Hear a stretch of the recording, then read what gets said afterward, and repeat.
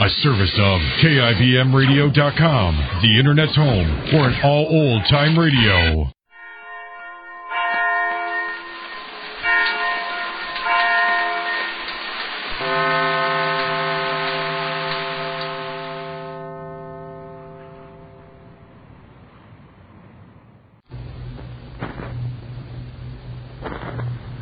And now, the life of Mary Sothern. Today marks the end of Mary's trial week at Ned Barker's lunchroom. A week during which she has worked for no salary, gambling on the slim chance that her suggestions would result in a marked improvement in Ned's business. During this week, when her own immediate future lies in the balance, she has been gravely concerned over the lives and the future of two young people whose paths have crossed hers, Tommy Garfield and his sister Fran. The next few hours will mark a turning point in the life of Mary and in the life of Fran Garfield as well. It is early morning. Mary, who usually greets each day with a new hope, is depressed and frightened as she walks down the hall of the neighborhood house toward the nursery. Her personal problems have, for the time being, driven thoughts of Tommy and his sister from her mind. But she manages to smile as she opens the nursery door to greet her children. Oh, Junior. Oh, my Jesus, what a great big hug. Good morning, my darlings. I'm so glad to see you. Susan said maybe you wouldn't come see us today, but I said you would, and I was right, too. Why, I can't think of one thing that would keep me from seeing you every morning. I just thought maybe you woke up late and you had to go to work. Oh, my no, Susan. I have to set my alarm clock so I won't oversleep that. Does it make an awful loud noise like a fire alarm, Mom? Well, some mornings, Jimmy, when I'm sleeping very soundly, it sounds like 10 fire alarms, ringing all at the same time. Oh, gee, I'd like to hear it. Me, too. Maybe when we all live together like we used to in Sunday, Jimmy and me will be right next to your room, Mommy. And then we can hear the fire alarm, too. Why, you certainly could, darling. When can we all be together again, Mom? Very soon, I hope, Jimmy, darling, very soon. You're happy here at the nursery, aren't you? Sure we are, Mom. We have lots of fun. We play ball in the park every morning. Oh, my. And David took us down to the river yesterday, and we saw the boat. Oh, you did? He brought us ice cream cones, too. Oh, that's nice, dear. David's very fond of you and Susie. You understand why Mother can't be with you all the time, don't you? Sure, you gotta go to work. That's right. You gotta work hard so you can get rich, and we'll have a big house and a dog and some... No, Jimmy, Mommy said we'd have a little house, didn't you, Mommy? Well, I think we could be very happy with a little house, darling. It's so much cozier, you know. Will Uncle John come to see us every day like he used to when we move into our new house, Mommy? Would you like that? Why doesn't Uncle John come to see us, Mom? He said he would. Well, darling, John's very busy at the clinic in Sanders right now, taking care of all the sick little children. Won't he ever come to see us again, Mommy? Oh, I'm sure, dear. Of course he will. Do you miss him so very much? He's our very best friend. I know. And he promised he'd always be our very best friend, next to you, Mommy. He said you were his very, very best friend, and... Uncle John's a very, very nice man, isn't he? He thinks we're very, very nice, too. He said so. Of course he does, Susan.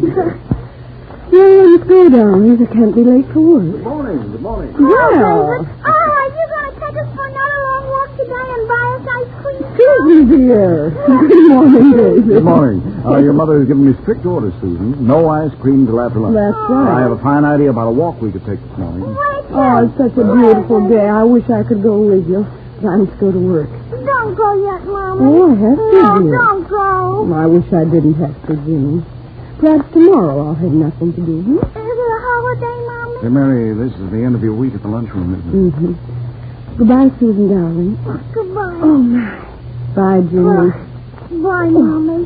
No, I can't stay a minute longer. I must go. Well, I'll walk to the front door with you, Mary. All right. Goodbye, Mommy. Goodbye, dear. Goodbye, I'll darling. be back to discuss that walk with you two in exactly 2 minutes. Goodbye, darling. See you tomorrow morning.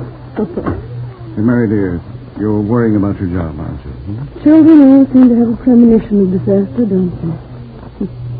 Today, when I'm on my way to the restaurant to hear that I'm a failure, out of a job, they ask how soon we can have our own house. You'll find another job, Mary, and a better one. But I've tried so hard to make a success of this one. I felt it was a test. If I fail at this, will I ever succeed at anything? Mary, please, it's not like you to give up before you're licked. Why, you haven't lost the job yet. No, not yet. But everything seems so hopeless today. I didn't think I was asking very much of life. Just a home for my children, just 2 rooms and 3 meals a day. Oh, that isn't very much to ask. You'll have that and more, I'm sure of it. No, I'm ashamed talking like this.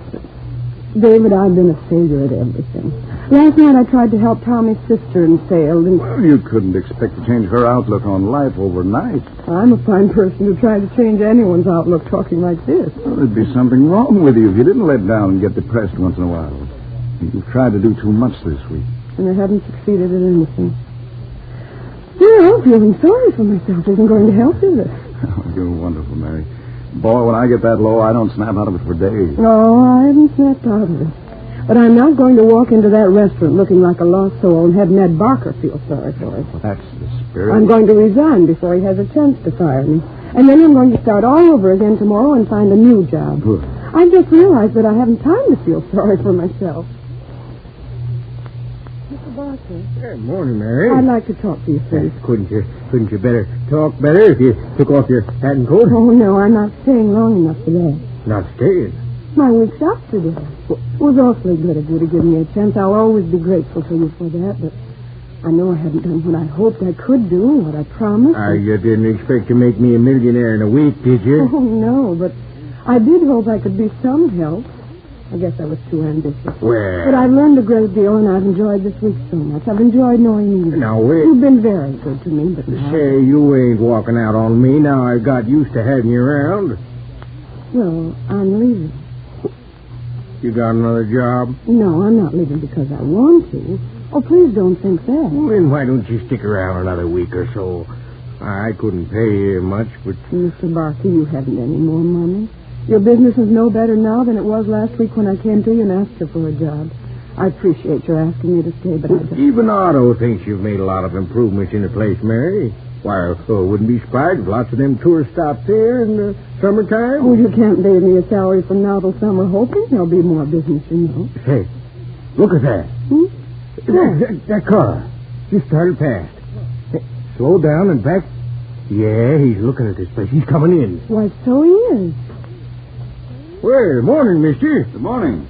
Hey, want to sit at the counter at the table? The waitress will be here in a minute. I'll sit here at the counter. Good morning. Good morning. Would you care to order breakfast, sir? No, but I will take a cup of coffee.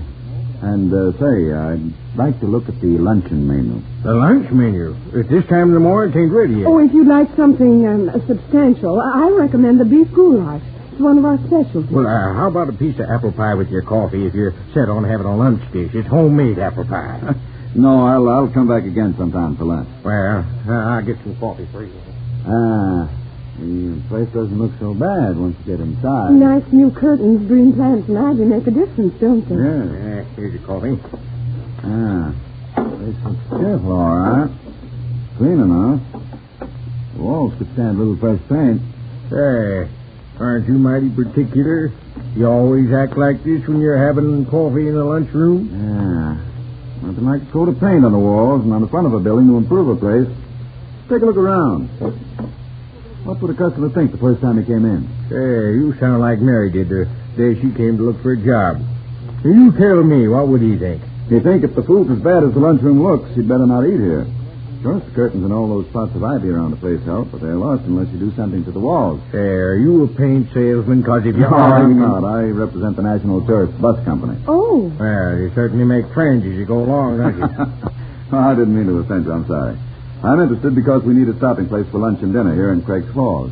This is a good location. It's on the main road, and maybe if you fixed it up to the tourist trade, why... You mean you're... Oh, I'm sure this would be just the place for you. After we redecorate and paint the front, get a new awning. What? Well, we've been considering it anyway. We can speed it up a little, can't we, Mr. Barker? I think it would pay you to do it, Mr. Barker. There's one thing I'll say. This coffee is very good. If the rest of your food lives up to it, Might be okay. Oh, I'm sure you won't be disappointed in the food. We've a very good cook. How's the kitchen? You mind if I take a look? My company's particular about kitchens. They've got to be clean. No, of course not. Take a look. Come on, I showed you. All right, I'll look over the kitchen. I'll tell you what I'll do. I'll come back later in the day and eat. I'll have some of that beef goulash and that apple pie you've been talking about. If they're as good as you say they are, maybe we can talk business.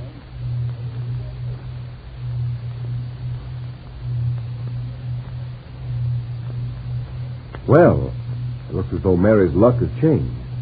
If Ned Barker's lunchroom has made a regular stop for buses at the National Bus Company, there'll be no need for her to leave. Ned will undoubtedly offer her a permanent job at a fair salary.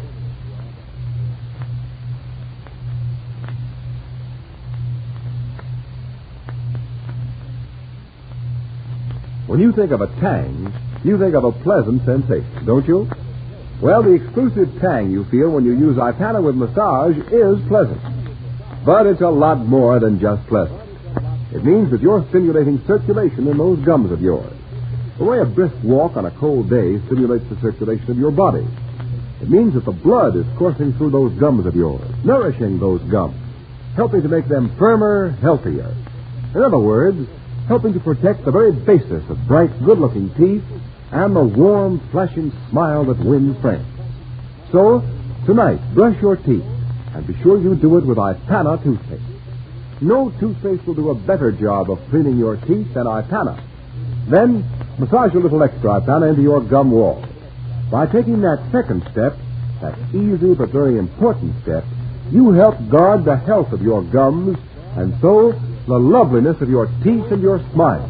Ask your druggist for an economical tube of Ipana toothpaste today.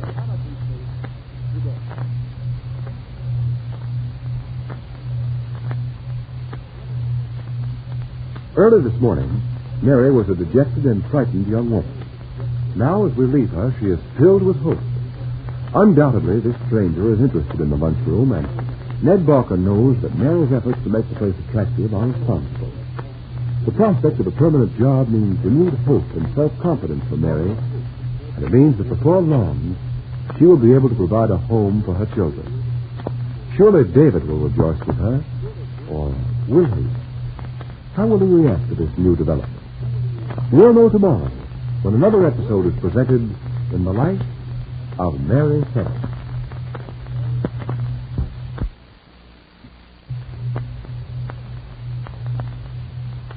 With every mother, the welfare of the family comes first. And that's why so many mothers always have Ipana toothpaste in the house and insist that every member of the family practices the famous easy technique for better care of teeth and gums, Ipana with massage. For Ipana not only cleans the teeth, helps keep them bright, clean, and attractive, Ipana goes a step beyond that.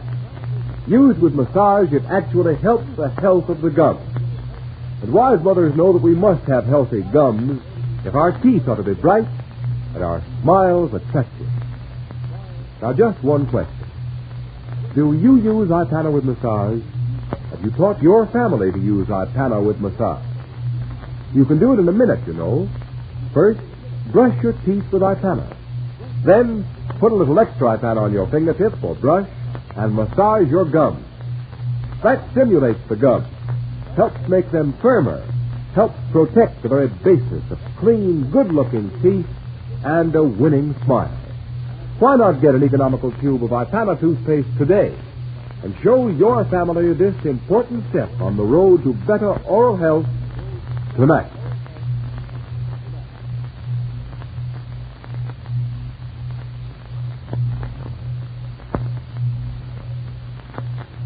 Mary has used adroitness, tact, and rare judgment in her handling of Joe Kramer. But the successful outcome of her talk with him that an unexpected reversal in Tommy's pathetic explanation of his need for money. Apparently, Mary will find no difficulty in persuading Tommy to give up his job at the pool room if she can reason with his sister and help her find a sounder philosophy of life. The problem of Fran is serious.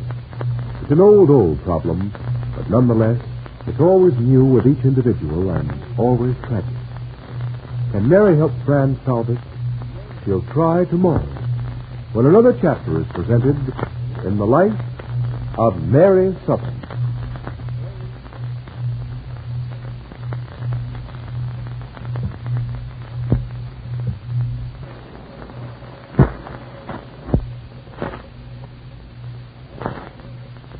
The Life of Mary Sothern, the human story of a woman who in an unsettled, changing world seeks peace, happiness, and security for herself and for her children. Mary Sothern is presented each weekday by the makers of Ipana toothpaste.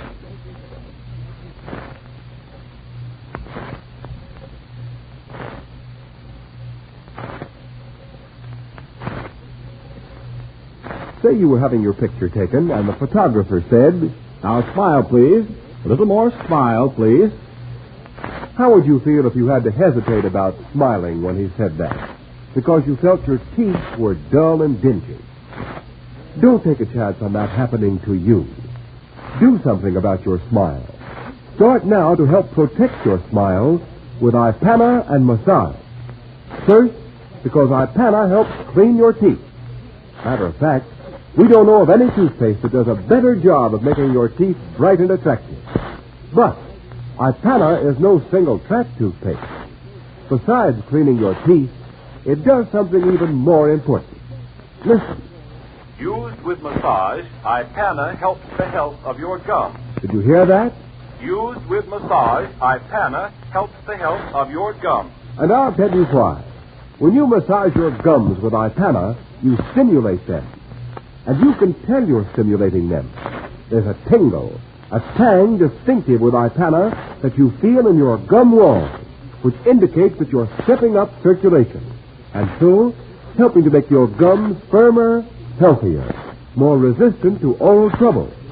And of course, firm, healthy gums are the very basis of bright teeth and the flashing, attractive smile that goes with them. So smile, please. Smile confidently, because you know you're doing everything to make your teeth bright and your smile beautiful. Because you're using Ipana and Massage every morning and every night. Get an economical tube of Ipana toothpaste at your drugstore today.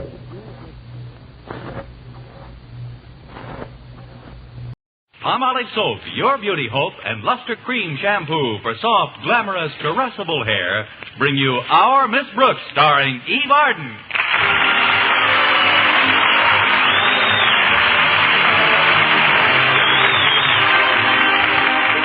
Our Miss Brooks, who teaches English at Madison High School, has always hoped that someday she would head her department. But with Mrs. Emma Finch holding down the job for the past 5 years, it didn't look like Connie Brooks would ever get a crack at it until last week. It was right before the final exams that Mr. Conklin, our principal, told me Mrs. Finch was not only retiring from the position, but actually leaving the school. When I asked him why, he blushed and replied, "Because it's best for all concerned." Oddly enough, it was our bashful biology teacher, Mr. Boynton, who finally told me the reason. We were alone in his laboratory at the time, and he said, "Miss Brooks, Mrs. Finch is going to have a BABY." I guess he put it that way so as not to embarrass some young rabbits who were listening. Anyway, Friday morning at breakfast, I was talking to my landlady, Mrs. Davis, about it. Well, what do you think, Mrs. Davis? Do you suppose I'll get the job? I can't see any reasons why you shouldn't, Connie. Honestly? But can you see any reasons why I should, Mrs. Davis? No, I can't see any of those either. It's up to Mr. Conklin to recommend the new department head to the Board of Education, isn't it? Yes, it is. Well, how do you stand with him? How do you mean, Mrs. Davis? Have you been, courteous, cooperative, obedient, and, respectful? No. And maybe I better forget the whole thing. Of course, it's not entirely up to Mr. Conklin's opinion of me personally. My work's got something to do with it, hasn't it? Frankly, Connie, your work should have everything to do with it. That's what I say. Maybe I better forget the whole thing. Are there any other English teachers at Madison who have been there as long as you have? Let's see. Yes, Miss Enright's been there about the same length of time, and she's been quite friendly with the Conklins, too. Of course, I have Mr. Conklin's daughter, Harriet, in my class, and we're great friends. Then that wouldn't influence Mr. Conklin any.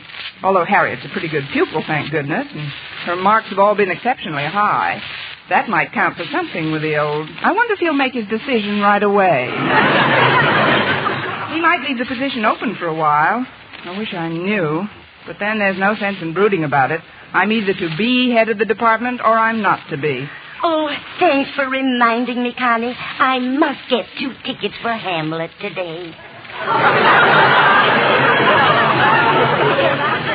I promised my sister Angela I'd take her to see it.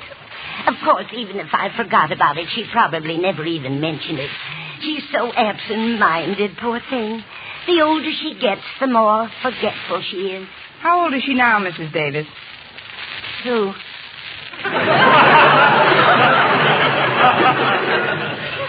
Your sister. Which one? Angela, the absent-minded one. Oh, she's in the low 70s. That's pretty good golf for an old lady. Oh, Angela's not half as bad as my brother Victor. He's so forgetful sometimes. Why, do you know, Connie, he can be talking to you about something and right in the middle of the sentence get off on another topic altogether. Really? Yes, it's quite disconcerting, but I guess it's just something that scrambled boiled or fried, Connie. Well, I suppose you just have to... What? Your eggs, dear. How would you like them? I'd like them introduced into the conversation a little earlier. But now that you bring it up, Mrs. Davis, I'll take them any way you want yours. Good. Then we'll both have oatmeal. That's the only way to eat eggs. Whatever you do, don't miss snake pit. Where's the coffee, Mrs. Davis? Right here, Connie. I'll pour you some. Thanks. You know, it isn't just the extra salary that makes me so anxious to head the English department. It's the additional income. How much of a raise will you get, Connie? Oh, I'm not certain of the exact amount, Mrs. Davis, but it's well over $9 a month. Just think, I won't have to put newspapers in my shoes when the soles wear out. Now I can use magazine paper. You mentioned a Miss Enright before, Connie. Is that the rather snooty teacher you told me about? That's her, Mrs. Davis. And if she gets that job as head of the English department, she'll be impossible. Why, she walks around the school now as if she's inspecting the stockyards. The way she talks to people. Why, darling, you look positively chic. I mean, just too terribly soigné. It's sickening. Oh, then don't eat any more oatmeal, dear. Just finish your coffee. You've been derailed again, Mrs. Davis. Let me help you back on the track. I'm talking about Miss Enright, a rival English teacher. She's got me worried. Oh, don't worry about her, Connie. I'm sure her baby will be a fine, healthy specimen. She isn't the one who's going to have the baby, Mrs. Davis. Well, that's a shame.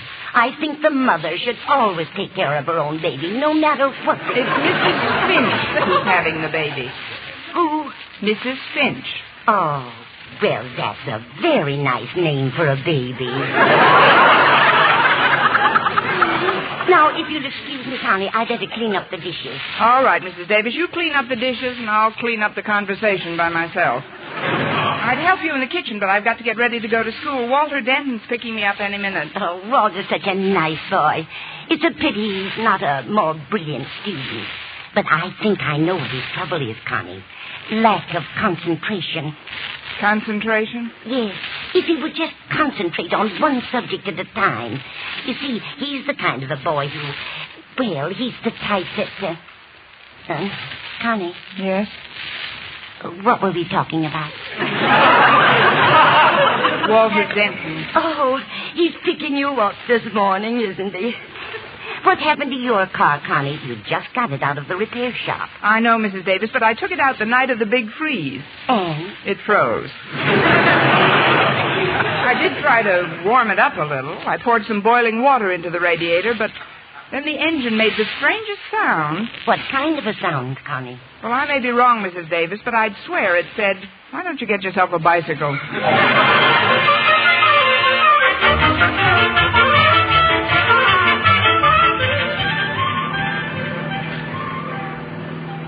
I'm glad you picked me up a little early this morning, Walter. Today may be a very important day in my life. Well, the importance of today or any day in your life, Miss Brooks, is only exceeded by your importance to your adoring pupils, of which, if I may be so bold, I consider myself one of the most worshipful and reverent. Amen. Thank you, Walter. There are things about you, Miss Brooks, character traits, I guess you'd call them, which are not to be found in any other teachers I've ever come into contact with. I just know that you are an eminently fair person. I also know that you're kind, gentle, and considerate of those who may not possess a superior mentality, which is obviously your birthright. What else do you know, Walter? That today you're giving us the final exams in English. I thought you were a little over-smitten with me this morning. Oh, I'm not trying to influence you to give me a better mark. Oh, no, I'd bend over backwards rather than curry favor. But I've actually studied for this test, Miss Brooks. Even Saturday, when Harriet dragged me to the movies, I took my books right up to the balcony with me. What were you studying, Romeo and Juliet? You're kidding me, Miss Brooks, but I'm serious.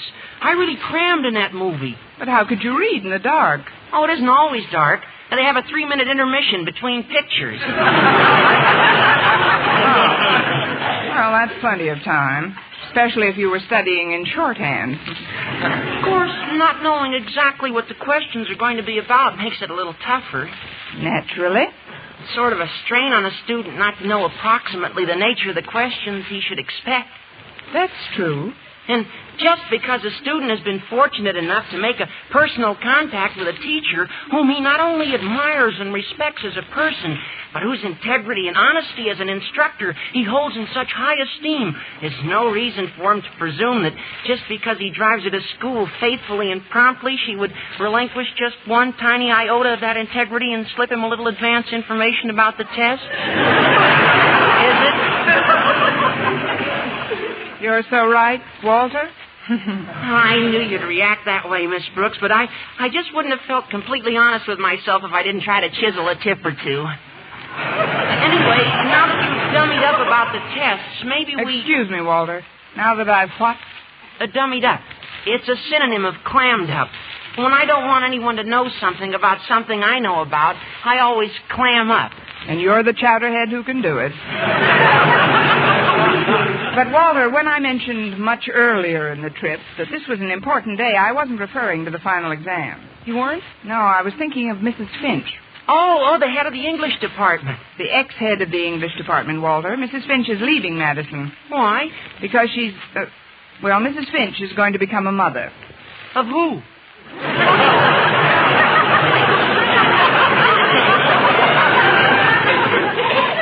Now, that's a fair question. Of her son or daughter, as the case may be.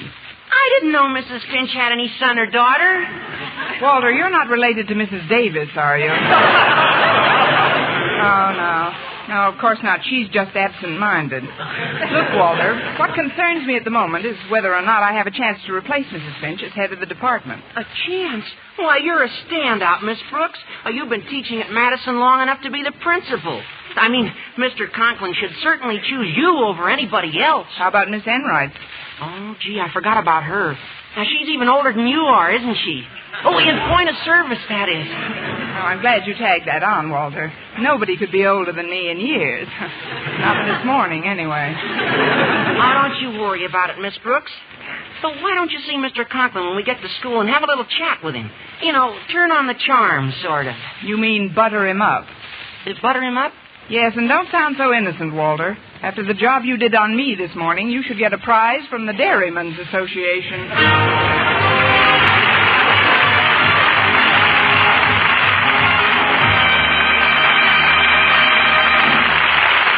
Our Miss Brooks, starring Eve Arden, will continue in just a moment. But first, here is Vern Smith. Regardless of age, skin type, or previous beauty care, doctors prove you, too, may win a lovelier complexion with Palmolive soap. But to win this lovelier complexion, you must start improper cleansing. Instead, use Palmolive the way doctors advised. 36 doctors, leading skin specialists, advised using Palmolive soap this way for 1,285 women with all types of skin. Young, old, dry, oily, normal. And using Palmolive soap alone, nothing but Palmolive, 2 out of 3 won lovelier complexions. Oily skin looked less oily. Dull, drab skin wonderfully brighter. Coarse-looking skin appeared finer. Even tiny blemishes, incipient blackheads, disappeared or improved. Now, here's what the doctors advised. Wash your face with Palmolive soap 3 times a day. Massage with Palmolive's wonderful beauty lather for 60 seconds each time to get its full beautifying effect. Then rinse. Look for improvement in your complexion within 14 days. For doctors prove this way, using Palmolive alone really works. So forget all other beauty care. Get Palmolive soap and start today to win a lovelier complexion. For loveliness all over, use big, thrifty bath size Palmolive in your tub or shower.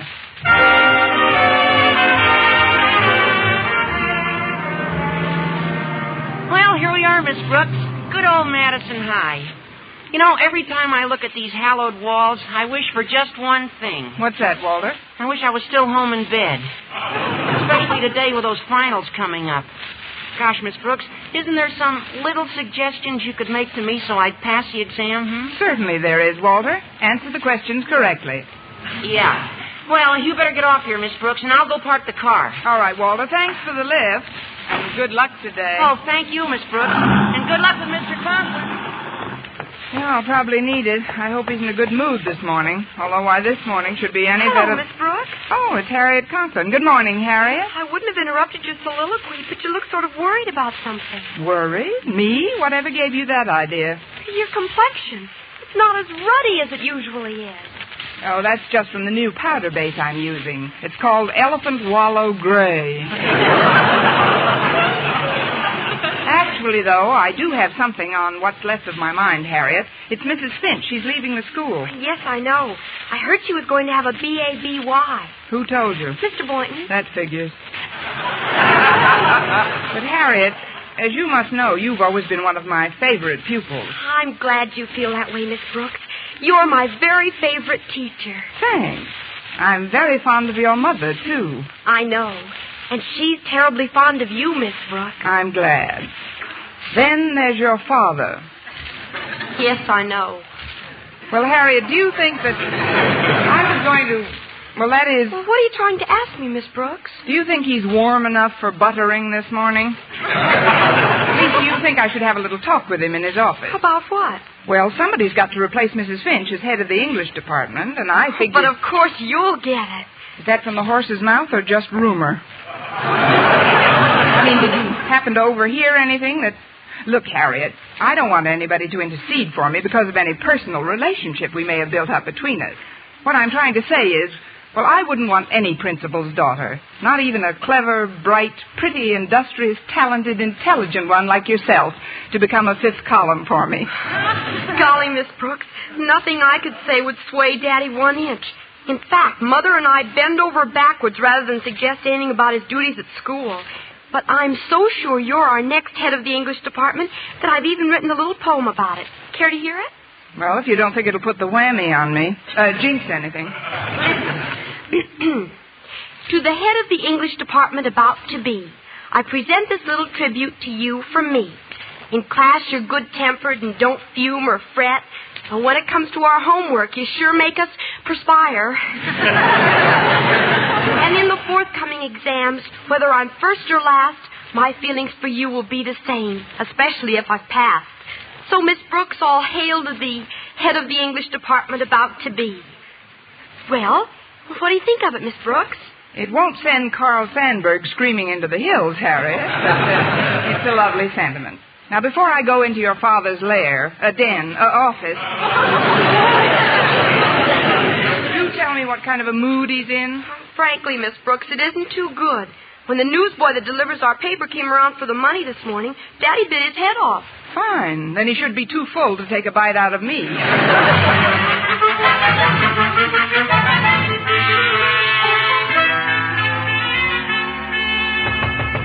Come in. Good morning, Mr. Conklin. Oh, it's you, Miss Brooks. And how are you this bright, cheery, radiant day? I'm cold, damp, and depressed. Now, what can I do for you that won't take longer than a few minutes? Oh, it isn't what you can do for me, Mr. Conklin. It's what can I do for you. Oh, I know. I'll sharpen some pencils for you. Here's one. Miss Brooks, I don't want you to sharpen Oh, any but this one is so blunty. It'll just take a minute. There. Isn't that a lovely point? But I don't... Give me your thumb a minute. Ow! See what I mean? Now, I'll just do a few more of them, and you'll have enough for the week. Confound it, Miss Brooks. I don't want any more of my pencil sharp. Oh, it's really no trouble at all, Mr. Conklin. This is just one of those days when a person feels privileged to assist his fellow man. A day when a spirit of cooperation seems to beckon like a beacon. Or a day when Mrs. Finch is leaving Madison and her position as head of the English department. Mrs. Finch leaving Madison? Yes. Yes, Miss Brooks. I think I told you that several days ago. Oh, yes, of course. I've been so busy preparing my final examination papers, it must have slipped my mind. She's going to have a B.A.B.Y., isn't she? Y.E.S. Yes. She is going to have a baby. Well, I just know they'll be happy together. Now, let's see what else I can do to make this office a home away from home for you. I know. I'll just rinse out this pen wiper for you. That happens to be a blue pocket handkerchief I got for Christmas. Must have fallen out of my coat. Oh, then I'll tuck it back in for you. May I say you have a lovely eye for color combinations, Mr. Conklin? It goes so well with this pretty purple tie you've got on. But it seems a little loose around your neck. Let me tighten it a bit. There. Miss Brooks! There, that's better. Now you're both the same color. See here, Miss Brooks. I don't know what you expect to get. Oh, I must clean off that desk of yours, Mr. Conklin. And why in the world does that big open inkwell have to be perched right in the middle of everything? Because I like it that way. Now listen to me, young. I'll have things in shape in no time. First we'll move these papers next to the inkwell, and then... Oh. Now, where is the inkwell perched, Miss Brooks? Oh, don't worry about that, Mr. Conklin. Ink is good for the rug. Or is that ashes? Well, anyway, I'll go get a mop and... Sit down, Miss Brooks. Sit down? Yes. As you know, I spent considerable time in the Army as a major. Yes, I know, Mr. Conklin. And it always gave me a great feeling of security to know that somebody like you... Quiet! Yes, sir. Sorry. At ease. Now then, Miss Brooks, from my Army experience, it's obvious to me that you are bucking for something. Bucking, Mr. Conklin? It's a colloquialism, Miss Brooks. It means that in order to gain some end of your own, you are acting like an eager beaver. Want some pencil sharpened? No! Tell you the truth, Mr. Conklin, I just wanted to butter you up. Now what? Come in. Good morning, Mr. Conklin. Well, it's Miss Enright. Oh, and Miss Brooks is here, too. How nice. Darling, you look positively chic. I mean, just too terribly soigné. Thanks, loads. But what are you doing in school so early, darling? You're usually tearing into your room like a mad thing minutes after the bell is rung. You must have telescopic vision to see me from the bus you're just catching at that time. What can I do for you, Miss Enright? Oh, it isn't what you can do for me, Mr. Conklin. It's what can I do for you? Oh, I know. I'll sharpen some pencils for you, Mr. Conklin. Thanks, just the same, Miss Enright. Or maybe I could straighten out your desk. Oh, heavens, what happened to this inkwell? I already straightened out his desk. Well, don't worry about it, Mr. Conklin. I'm sure you can pick up another rug like that for $500 or $600. Oh, before I forget, I'd like you to have these woolen socks. I knitted them myself. But, Miss Enright, It was a labor of love, Mr. Conklin. I worked on these socks just every available moment I wasn't faithfully discharging my duties as an English teacher. They're merely a slight expression of my gratitude for having been granted the privilege of working for such a warm, kindly, and considerate boss as yourself. This kid melted before she spreads it on.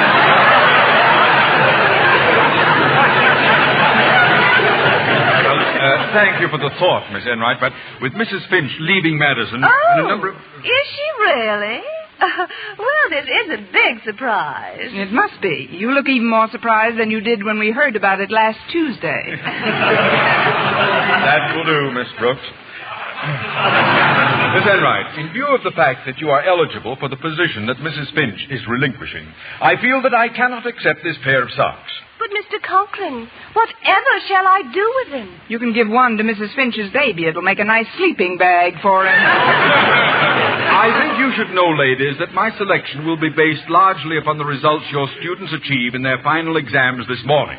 Therefore, you will not mark your own papers, but bring them into this office immediately after the tests are completed. Are you going to mark them, Mr. Conklin? Certainly not, Miss Brooks. My daughter Harriet is one of the students taking the test. No, in order to assure complete impartiality, I've asked someone from another department to correct the papers. Mr. Boynton. Mr. Boynton? Oh, I know that you see each other socially on occasion, but he's the soul of honesty. And I know that he, like myself, would bend over backwards to see that justice is done. Who's teaching everybody to bend over backwards, Arthur Murray?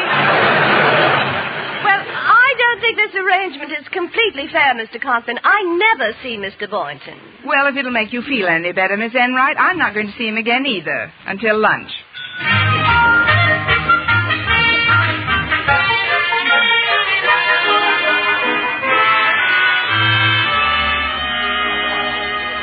If you'll just tell me what you want, Miss Brooks, I'll take your tray. Oh, I'm too nervous to eat anything right now, Mr. Boynton. I'll wait until I find out the result of this morning's exam. The one you're marking, Mr. Boynton. Oh. Well, that's something I'd rather not talk about, Miss Brooks. You see, I promised Mr. Conklin... I know you've got to be strictly impartial, Mr. Boynton, but couldn't you give me just an inkling of how I'm making out? But I gave my word, Miss Brooks. Just a teensy suggestion of the merest trace of a breath of a hint. But I gave Mr. Conklin my Scout's honor. Oh. Well, then you might as well get yourself something to eat. Oh, very well, Miss Brooks. I hope you swallow a merit badge. There you are, dear Mr. Boynton. Oh, hello, Miss Enright. May I share this table with you? The cafeteria's awfully crowded today. Oh, I don't see why not, Miss Enright. I do. Oh, hello, darling. Oh, Mr. Boynton, before I forget, I'd like you to have these woolen socks. I knitted them especially for you.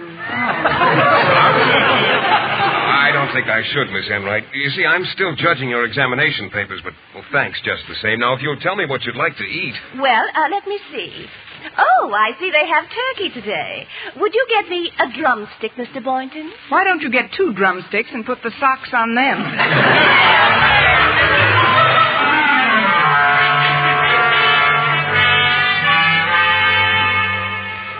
Miss Brooks, Miss Enright, I've summoned you to my office to tell you that Mr. Boynton has finished grading the examination papers and has reported to me that both of your classes have done equally well. Therefore, it will have to be my decision after all. And that decision is, dear Mr. Conklin? I have decided... Yes, dear Mr. Conklin.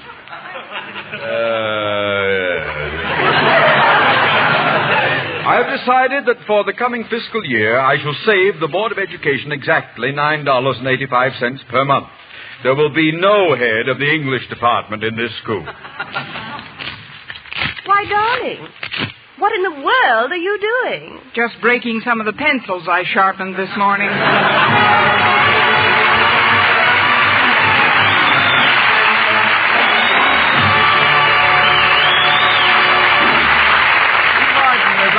Brooks returns in just a moment, but first...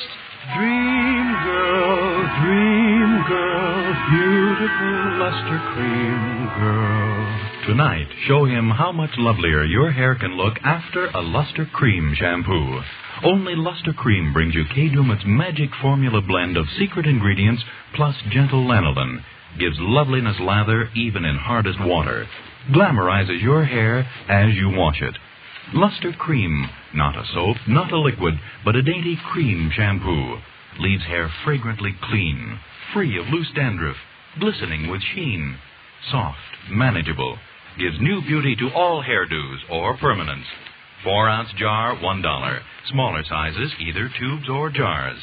Tonight, try Luster Cream shampoo and be a dream girl, beautiful luster cream girl.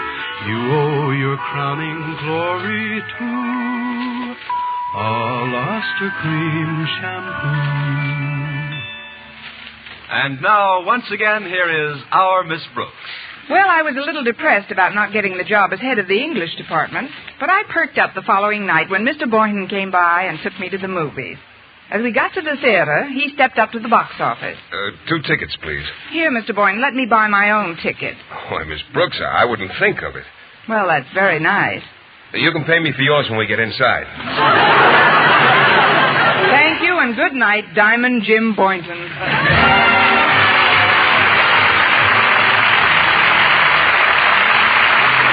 Tune into another Our Miss Brooks show brought to you by Palmolive Soap, Your Beauty Hope, and Luster Cream Shampoo for soft, glamorous, caressable hair. Our Miss Brooks, starring Eve Arden, is produced by Larry Burns, written and directed by Al Lewis, with music by Wilbur Hatch. Mr. Boynton is played by Jeff Chandler, Mr. Conklin by Gail Gordon. Others in tonight's cast were Jane Morgan, Dick Crenna, Gloria McMillan, and Mary Jane Croft.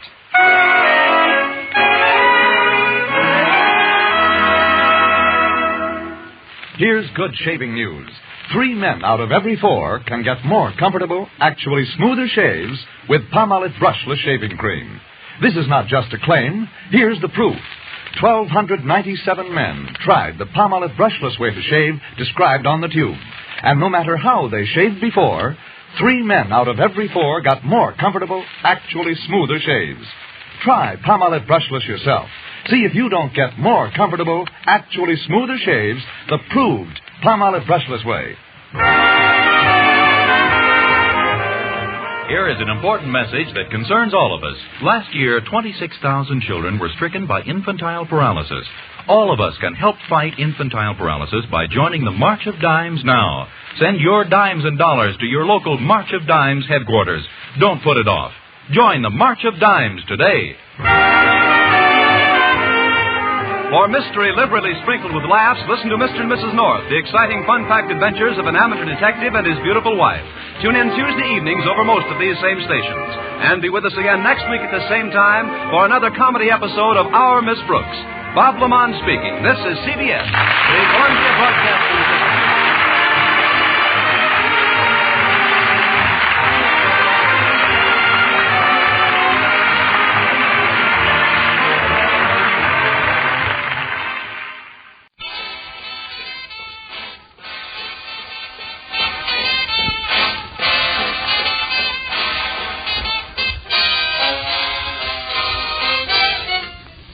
Once again, it's What's Yours in Music, our Saturday night and early Sunday morning all-request, all-dance show coming to you from WCPO and the courtesy of Felsenbrough Beer and Old Hickory Ale. And just in case there was any doubt as to what that introductory melody was, it's one that you've been calling for and requesting during the past hour when, through the courtesy of the brewers of Felsenbrough Beer and Old Hickory Ale, we have left the air to present a special community chest broadcast. But now we carry on with our all-request show, and we get back to Gene Krupa and that bolero at the Savoy. Here it is.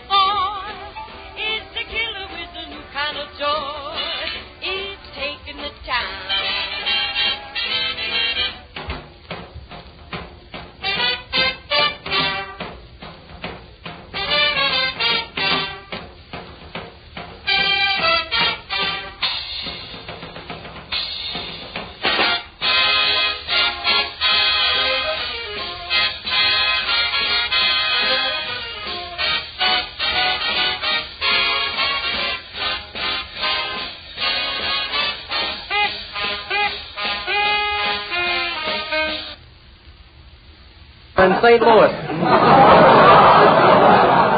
Now, I had a good one right here, but the censors took it out. I understand last year, and I'm going to the opening game in Chicago this week.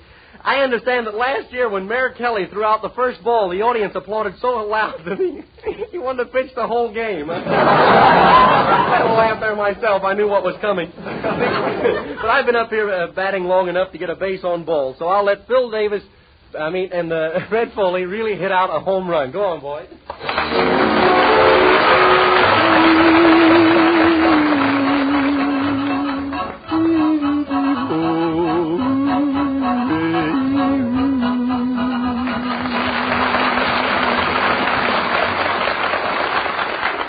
Well, thanks a lot, folks, and howdy. For my first song tonight, I'm going to sing one that I think most everybody likes. Mr. Phil, a little introduction, please, to Mexicali Rose.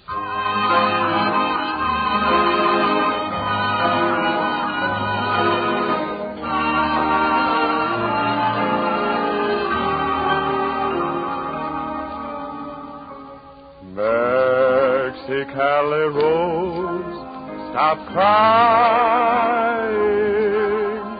I'll come back to you some sunny day. Every night you'll know that I'll be pining. Every hour a year while I'm away. Dry those big brown eyes and smile, dear. Banish all those tears and please don't sigh. Kiss me once again and hold me. Mexicali Rose, goodbye.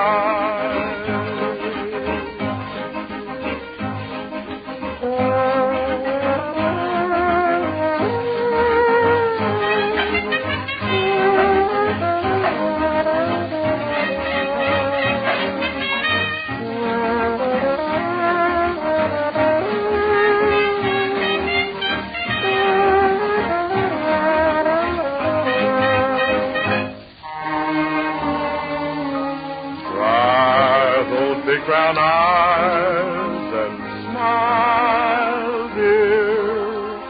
Banish all those tears and please don't sigh. Kiss me once again and hold me. Mexicali Rose, goodbye.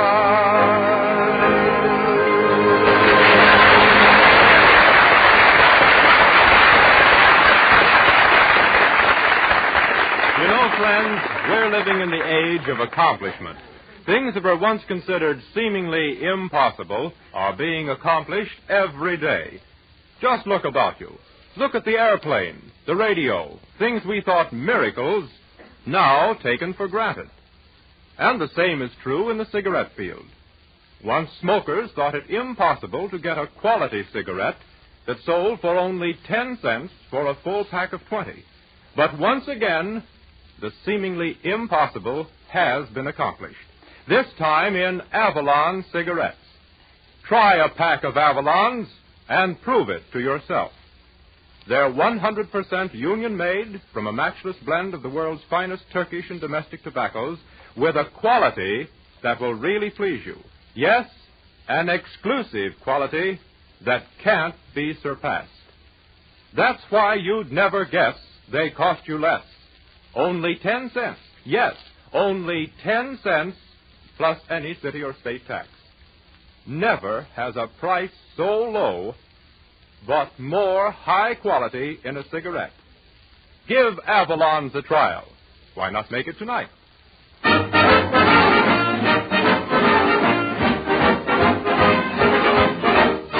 And now, ladies and gentlemen, we're going to take you out on a deserted highway where Red Skelton has just opened a hot dog stand. We find that entrepreneur of the sizzling canines and his secretary, Edna Stillwell, busy doing nothing. To make sure that he doesn't pay any attention to us, we'll disguise ourselves as his creditors. Throw another dog on the fire. Sort of getting my pitch there, that whistle. Say, Miss Stillwell, you don't seem very happy. Who gave you this hot dog business anyhow? Nobody gave it to me. I bought it. I gave a guy $3 and my jackknife for it. That proves they gave you the business. Yeah. I wish you'd be kind of careful how you use that word business. It's like you'd have a little respect for the dead. Last night I didn't have a single customer. Well, don't be disappointed if business falls off a little. Yeah. Well, I'm not worried. I was reading a magazine in a barber shop today, and it said we're going to have a big boom this year. Really? Yeah, it said he's going to be bigger in 1930. That magazine was 10 years old. Yeah. No wonder they thought Hoover would be reelected. What's that? Oh, a customer. Look, a big white car just pulled up with twin horns and 4 universal joints. That's a cow. Yeah? Look, there's another one over there without any horns. How come he hasn't got any horns? Well, some cows have long horns and some have short horns. Some don't have any horns at all. But the reason that cow doesn't have any horns is because it's a horse, you dope. Say, the woods is full of them. Look, there's another cow. Oh, hiya, Phil Davis. Hello, Red. How are you? What are you doing in the woods, Phil? Well, you see, I was out for a ride, Miss Stillwell, and I had a little trouble with my Austin. In Austin? What happened? A tire go flat? No, a car went flat.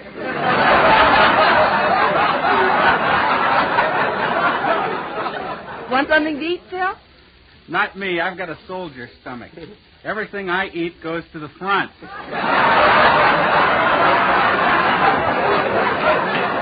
Besides, hot dogs don't agree with me.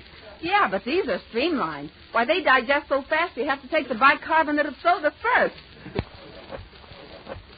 Nothing like a pun that lays there.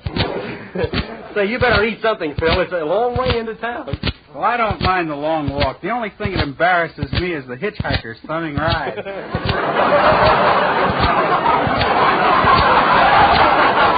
Well, I'll see you later, skinny pants. Yeah.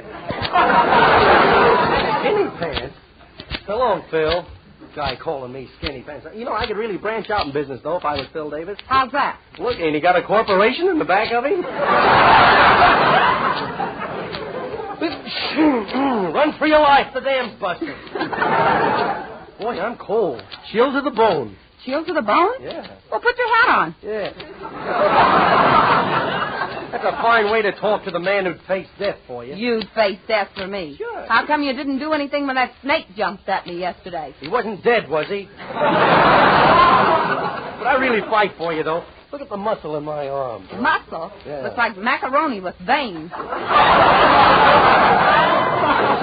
Where's that coming up? Look who's coming up the road on a donkey. Yeah, how about that? Hello, Mr. Scouter. Well, Hercules, where'd you get that thing? Thing? Why, he's a Missouri polo pony. Gee, he's kind of cute. You don't flip me on there. Gee, I've always wanted to ride a donkey. Well, why don't you get on to yourself? What are you doing up in this neck of the woods, Herky? Oh, I'm a naturalist. I just love to go around studying wildlife. You know, I can hold conversation with the animals. You can? Next time you see a skunk, ask him what's the big idea. If you're a naturalist, what are you doing with that gun? Well, today I came out here especially to hunt gorillas and lions and things. There's no gorillas and lions up here. Well, I can dream, can't I?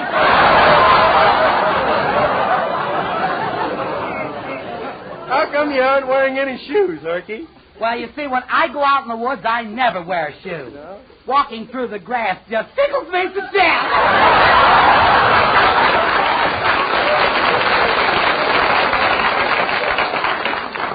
Look how big his toes are. They look like bananas. Well, that's my nurse's fault, that my toes are so big.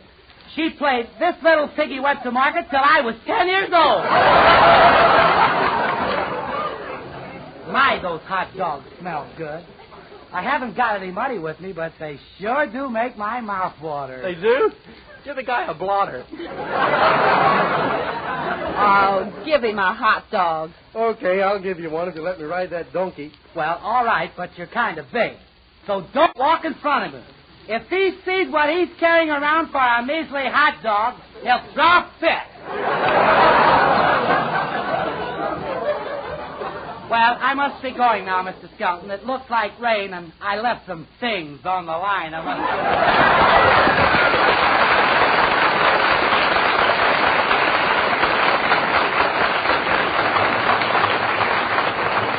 Well, fellow, that Herky. What's this coming up the road? A customer. Don't tell me that's a cow. Don't try and tell me it's an automobile.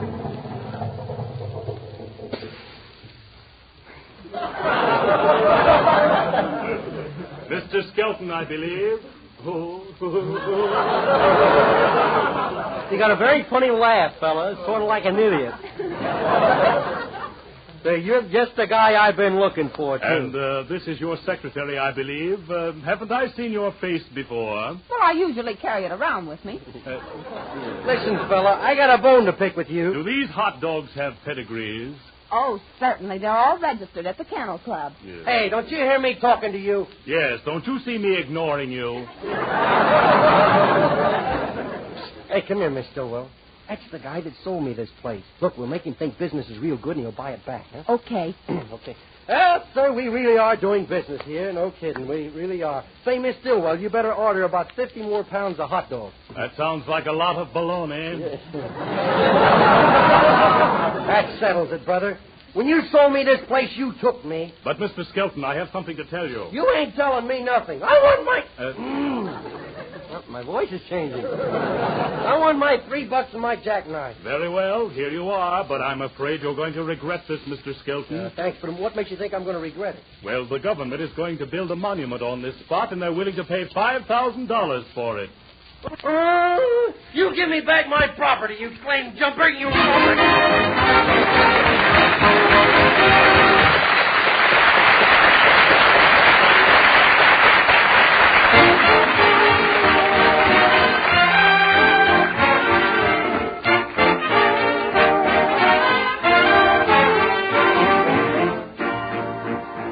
Listen to plaintive music, voices blended in rhythmic prayer. Come one, come all. It's the Cotton Pickers Congregation.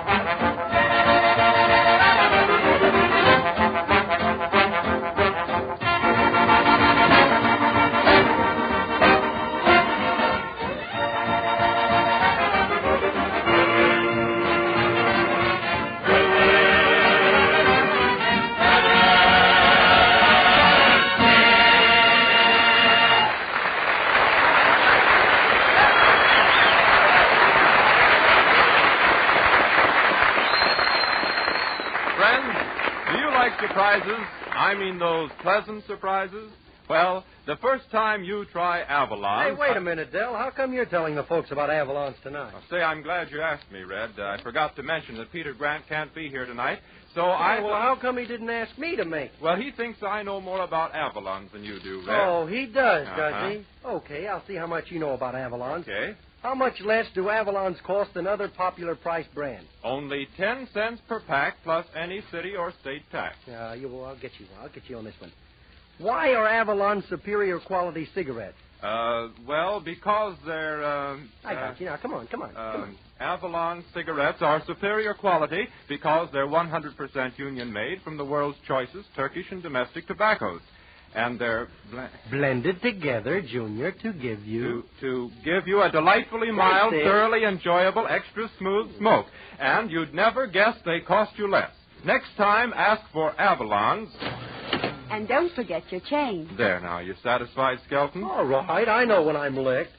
But I had you puffing. Yeah. You sure did. Puffing on an Avalon. Yeah. Say, Del, you're a little tired. You better go over and rest your tired head on a pile of commercial announcements. All right, Red. I'll see you later. Good old Del. If you're listening, Mr. Avalon, that's a mighty fine boy you got there. And now, friends, Red Foley in the Avalon Chorus is going to sing one of the sweetest melodies ever written. Throw another log on the fire.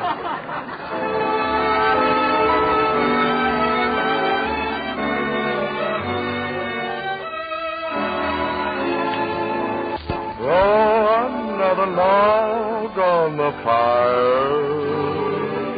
Keep my golden memories aglow.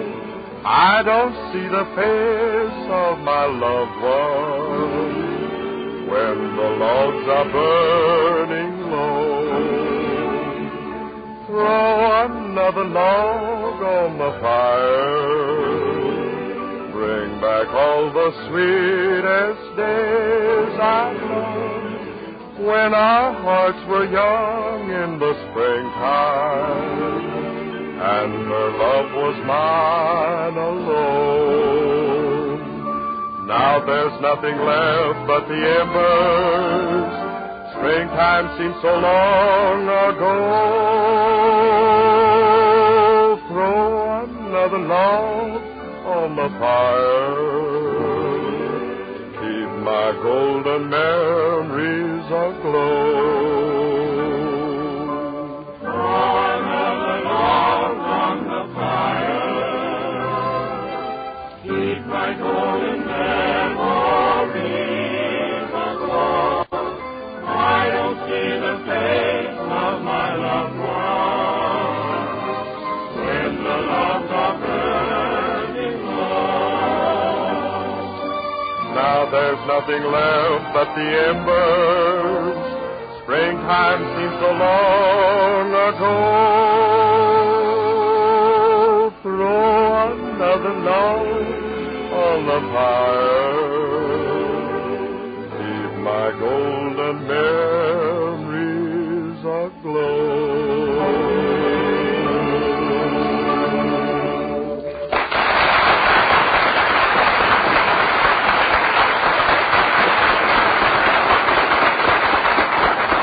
Friends, we've received so many requests, especially from you high school students, to bring back our historical dramas, those stirring stories of Red Skelton's ancestors, you know.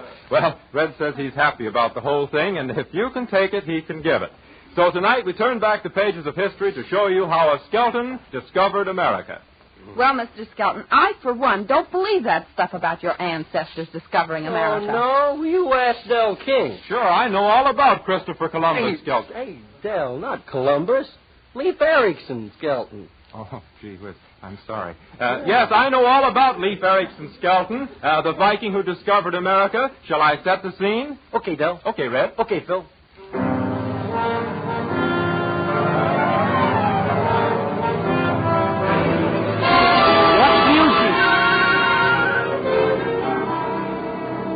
The time, 1000 A.D. The place, somewhere on the turbulent Atlantic Ocean. As the scene opens, we find Leif Erikson Skelton in the cabin of his proud Viking galleon. The ship supposedly making a voyage between Norway and Greenland is lost. we find Leaf frantically poring over his map. With him is his secretary, Greta Stillwell. Where are we, Leif Erikson? Well, the way I got it figured out, looking at my nautical map and judging by the position of the North Star, we're somewhere in the middle of the Sahara Desert. Well, why don't you look at the compass for a I change? threw that thing overboard. What good's a compass? I want to go west, and that thing only points north. Close that door! Leif Erikson, Yeah? a whale has been chasing us for the last 3 days. What'll I do? How's the food supply? Low. Then turn around and chase him. Aye, aye, sir. Close that door! Oh, boy, this ocean's getting awful rough. You know, it reminds me of you. You mean it's wild, restless, and unconquered? No, it's all wet, and it makes me sick. Yeah. Oh, why did I leave Norway? Why did you have to come to Norway anyway? I had to go there on business. I called on old King Olaf. In fact, while I was there, I called on 3 kings. How'd you make out? Well, the other guy had 3 jacks. They don't call me Leaf the Lucky for nothing. Close that door! Oh, Mate Foley, what's up? The barometer, and we're off our course. Yeah? Well, if I had some boxing gloves, I'd box the compass. If we had a compass. We ain't getting many miles to the galleon, are we? How much canvas have we got up? Well, the top sheet, the main sheet, the bottom sheet, and 2 pillowcases.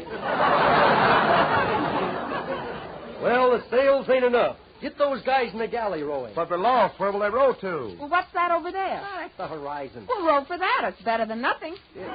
I'm afraid there's going to be mutiny. You better talk to the men. Mutiny, eh? Well, line them up at the rail. They're lined up there now. Well, tell them to turn around. We're going to have a roll call. They've had roll call all day. Every time this ship rolls, they call you something. And I don't mean Leaf the Lucky. Come on, Mate Foley. You stay here, Stillwell, till you figure out where we are. Close that door. Oh, I opened it myself, didn't I? Hey, you lubbers, you supposed to be Vikings. Row, you devil dogs of the sea. Quiet, men. Quiet, please, quiet. You boys in that band heard of Afra? Afra?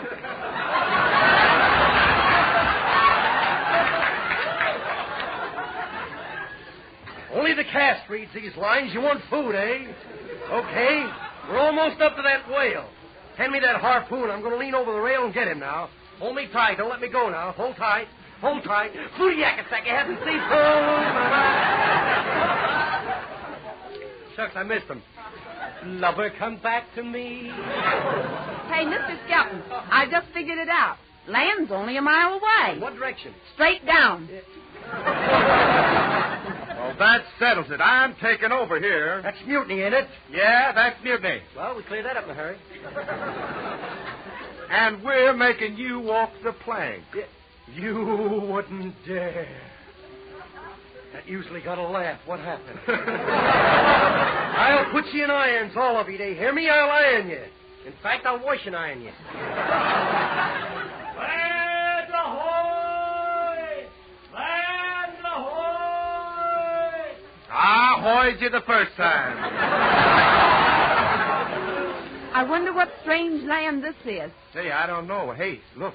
Look what's rowing up toward us. Thousands of red-skinned savages. Yeah, I never saw so many foreigners in my life. Here comes their chief up the side of the boat. Look at that ugly, cruel face. What a horrible-looking savage. Shh. He's going to speak. Now, you fellas turn right around and get out here.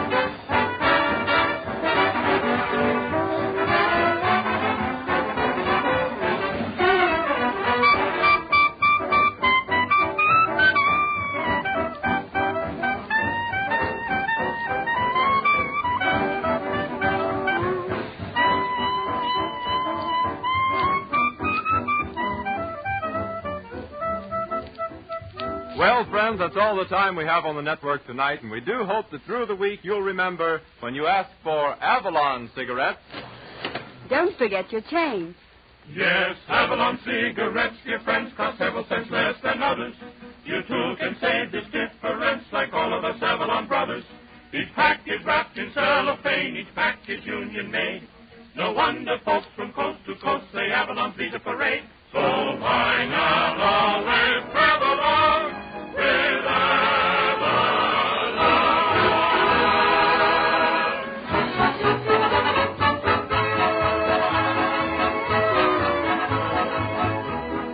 We hope you've enjoyed tonight's show, friends, and we cordially invite you to be with us next Saturday evening at the same time when the Brown and Williamson Tobacco Corporation will again present Avalon Time. Del King speaking. Good night, everybody.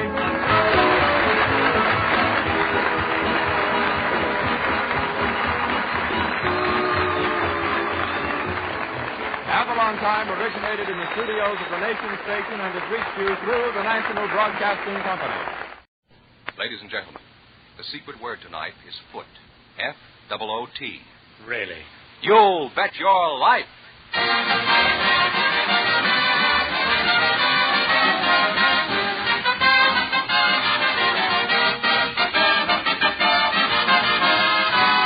The DeSoto Plymouth Dealers of America present Groucho Marx in You'll Bet Your Life, the comedy quiz series produced and transcribed from Hollywood. And here he is, the one, the only... Brother, what I know about him. Oh, that's me, Groucho Marx.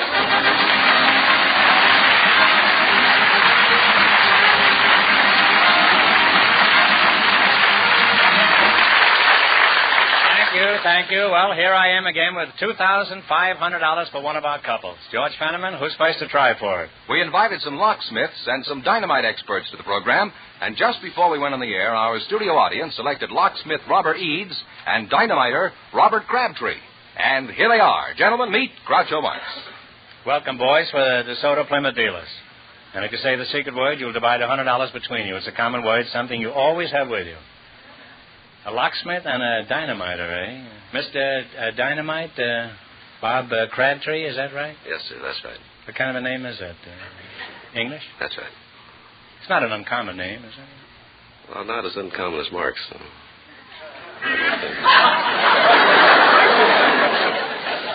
Is this what I can expect for the next few minutes?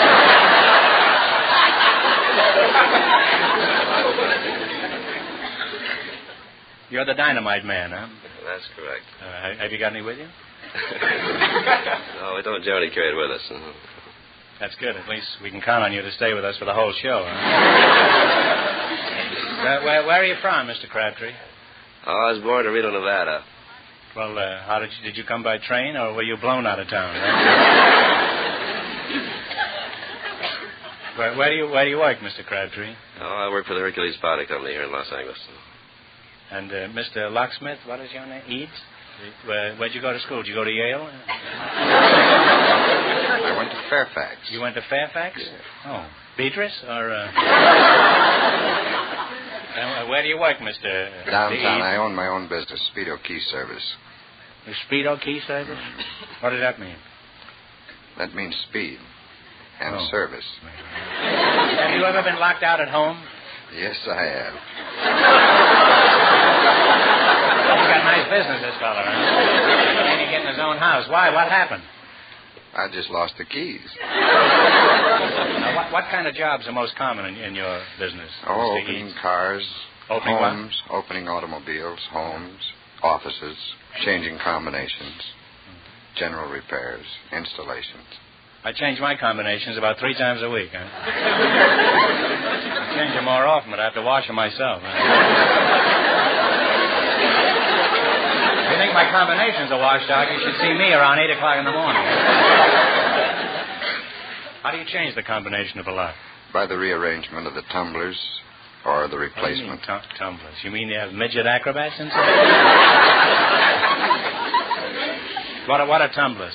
Tumblers are the pins that, the different length pins that go to make up the combination of the lock. Oh, TNT, that's you, Dynamite. By the way, what does TNT stand for? No, it stands for trinitotoluene. Oh. I thought it stood for tamales, knockwurst, and tortillas. That's a pretty explosive combination, too. Do you have many accidents in your profession? Well, the average barterman only has one accident.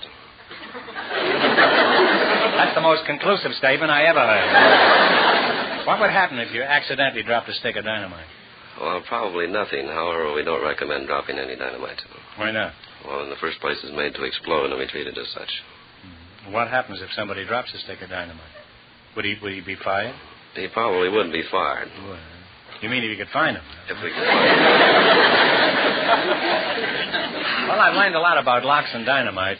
Now, let's see if you two are going to be the ones who get the chance at the $2,500 question. Now, in just 1 minute, you're going to play You Bet Your Life.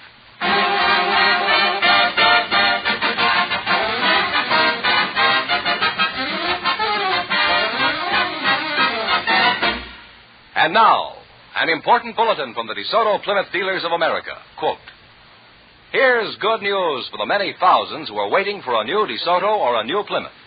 The production lines at the factory are really humming, and beautiful new cars are rolling off the line. We suggest that you contact your DeSoto Plymouth dealer at your earliest convenience. End of quote. Yes, folks, that's good news to all of us.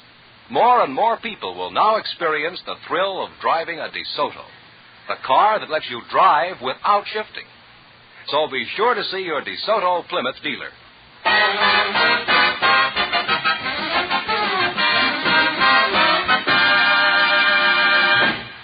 Now, let's see if you two will get a chance at the $2,500. Fenneman, tell them the rules.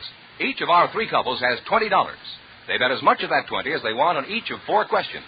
The couple that earns the most money gets a chance at the $2,500 DeSoto Plymouth question at the end of the show. Our other 2 couples are in a waiting room off stage, so they don't know what's happening out here. Here we go. Let's see how high I can build you $20. You selected American expressions for English words as your category, right? Here's your first question. How much of the 20 will you bet? $10. $10. They call it a lift. What do we call it? Elevator. Elevator is right. And they're on their way up with $30. Well, you just raised yourself to $30 here with that elevator. Remember, you're going for $2,500 tonight. Now, how much of the 30 will you try? Let's make it 25, Red. 25. All right, that's dynamite. Now, the English expression is accumulator. Accumulator. What do we call it? Additive. Adding machine? No. I'm sorry. It's a tough one. It's a storage battery. They now have $5.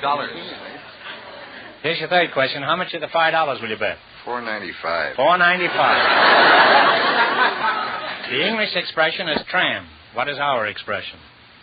Elevated express. Streetcar is right. So on the way again, Groucho. They have $9.95. What? How much of the $9.95 are you going to bet? $9.95. All right. Here's your last chance to beat the other couples. In England, they call it a pub. What do we call it? A bar. A bar is They knew right. that one. And they wind up with $19.90.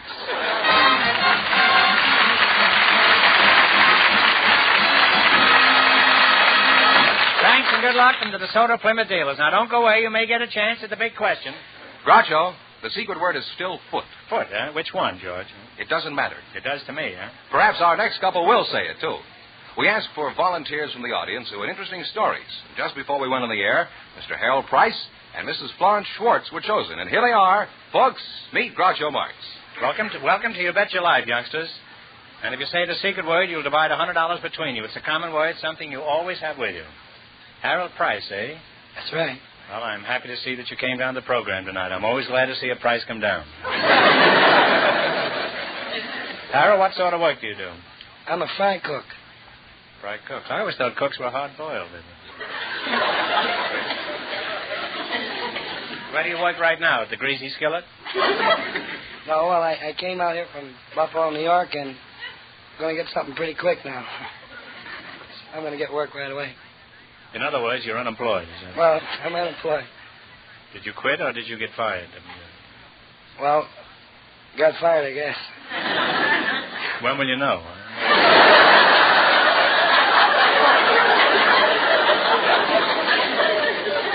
Well, I hope you land something real soon, Harold. Mrs. Schwartz? Yes. Hi.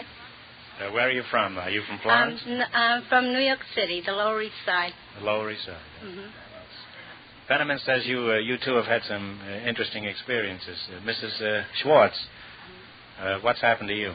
Well, years ago when I went to work, I met my husband. He was a bloomer cutter.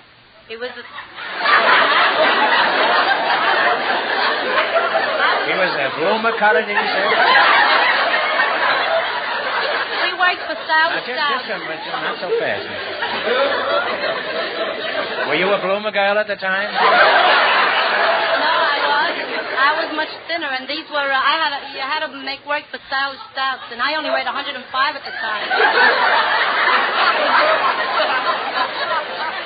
Mrs. Schwartz, I'm an expert on double talk, but triple talk throws me, so Mrs. Schwartz, So we'd have layers of cloth, and he'd have to cut them. I'd be slicing them. I'd have to slip them. He was a bloomer cutter, you were a bloomer slicer. And that's how you met? Slicing and cutting your way through these... I was working on this table, and every time we'd look at each other, they'd be getting cut wrong, so we'd have to cut them a little smaller. So anyway, what happened? Well, anyway, the boss says that I was distracting this cutter from his work. I can understand that, huh? And then I'd better look for another job. So it was during the Depression at the time, and I couldn't find a job. So he says, I think I'd better marry you. So he won't start haunting me about a job. Well, that certainly was a note of despair on his part. That's what he says. Tell me, Mr. Schwartz, were you modeling these things at the time? Yeah, well, sometimes I did when they were cut short. Well, maybe we better cut this short, huh? Harold, what's your story, huh? Well, one day I was broke. Next day I had $27,000, and a few days later I was broke again. Well, that's the income taxes for you, huh? What happened to the $27,000? Gave it to a lawyer. That sounds logical. Maybe you better go way back to the beginning and tell me everything now. Well, I was walking down Main Street here in Los Angeles. I was broke and didn't have a room, didn't have any money. And I kicked a package, a newspaper package. When I kicked it, all these bonds and checks and securities were spread out all over the ground. You found stocks and bonds on the sidewalk? That's right. It must have been curb stocks, huh? Well, what'd you do next, huh? Well, I looked at them and I realized that they were pretty valuable, and I turned them over and I saw that they'd been signed and that they were negotiable. And you mean you could actually have turned these into cash? That's right. That's what they told me. Who told you that? Oh, everybody told me. Even a bootblacker, even a shoeshine boy. Do you usually take financial advice from a bootblack? You should have come to me immediately, huh? Now, after you talked it over with the bootblack, did he take a shine to you when he found out you had them? After you realized the stocks were so valuable, what did you do with them, Harold? Well, I borrowed a dime from a fella I knew, and I headed for the bus station. Now you're talking, huh? How far did you expect to get on a dime? Well, not very far. I took the dime and I checked them in one of these check locker boxes for it. It's a good thing that key man wasn't around, huh? Well, that was an ingenious hideout. Then what did you do, huh? Well, I tried to locate the people that had them. There was a name on them.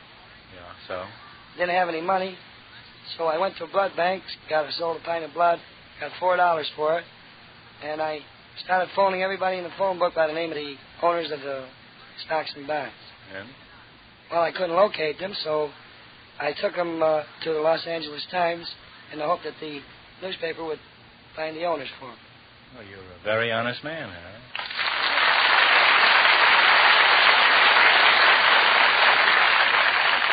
Harold, if everybody in the world was as honest as you, there probably wouldn't be very many people with $27,000.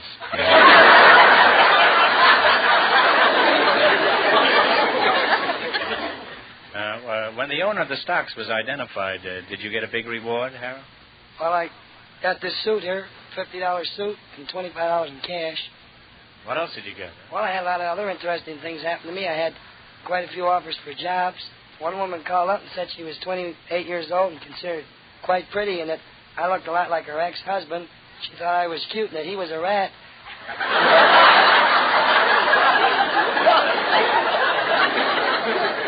Said she'd like to have an honest husband.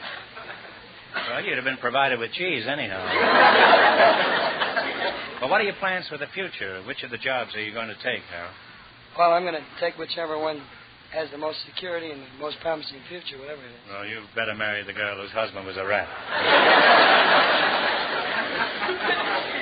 Well, it's been refreshing talking to you, talking to an honest man.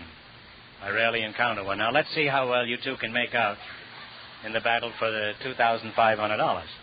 You're going to play You Bet Your Life. You run your $20 and more than the other couples, and you'll get a chance at the big question.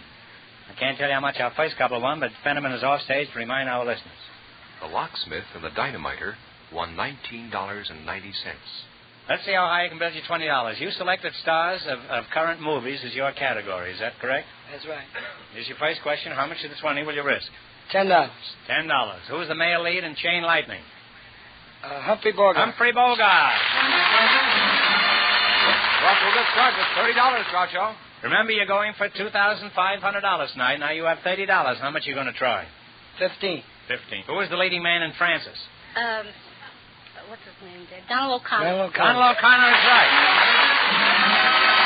That's right, you only have $45. Fooled me. I just said the jackass, huh? All right, you got $45. Now, here's your third question. How much of the 45? That's 30. Who plays the lead in Willie Comes Marching Home? Tap dancer. Dan Daly. Dan Daly is right. Now they have $75.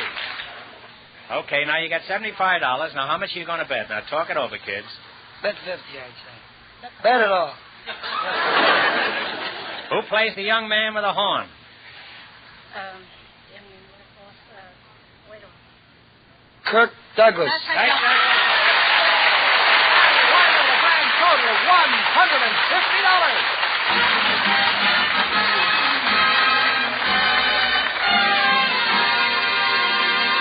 Thanks and good luck from the DeSoto Plymouth dealers. Now, we'll soon know who gets the chance at the $2,500 question. What would you do, friends, if you were to get up some morning and find your car won't start? I'd get back in bed, Fenneman. Well, smart folks would call out their DeSoto Plymouth dealer because he'd send the man over to fix up your car and get you back on the road. In my pajamas, huh? I'll thank him to let me alone. Well, Groucho, most folks will thank their DeSoto Plymouth dealer for the kind of fast, courteous treatment he's willing and ready to give. All right, Fenneman, I'll thank you to tell us who's leading in the battle for the $2,500 question. Well, the honest man and the housewife are ahead with $150, and the secret word is still foot. Just before we went on the air, our studio audience selected a perfume salesgirl and a county fair official, and here they are. Miss Libby Kohler and Mr. Tex Condon meet Groucho Marx. Welcome for the DeSoto Plymouth dealers, folks. And if you say the secret word, you'll split $100 between you. It's a common word, something you always have with you. Miss Libby Kohler? That's right. Kohler. You're the perfume salesgirl, eh? That's right. Where are you from? Cologne? No, Reading, Pennsylvania. Where? Reading, Pennsylvania. Oh, pretzel bender, eh? How long have you been selling perfume? Oh, about 10 years. Well, you add a very fragrant note to our program. Mr. Condon? Yes, sir. And where are you from? All of you, I mean. Huh? Originally from Texas. I'm now living...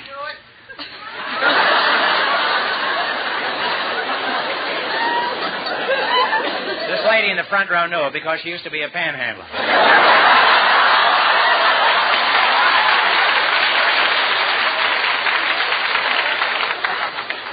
We insult anybody around here. We don't. Unfortunately, we mean it. Now, where are you? You're from Texas, and originally, but I live in California now. Well, that's quite an admission for a Texan to make. I'm a displaced Texan. Are you married, Tex? Yes, sir. How many children do you have? I have 3. 3. Huh? Yes, sir. Are they all as big as you? No, 2 of them, they're all girls. 2 of them are 5 feet 8 and 5 feet 9. One of them's only 5 feet 7 and a half.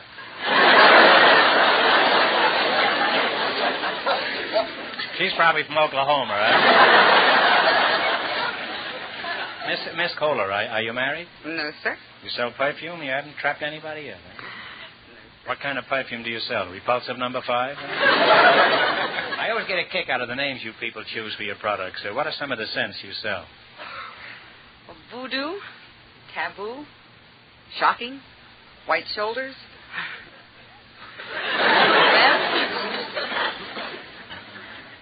What does white shoulders do for a woman? Well, it's not so much what it does for the woman, it's what it does to the man. What do you do at county fairs, Mr. Condon? I judge livestock.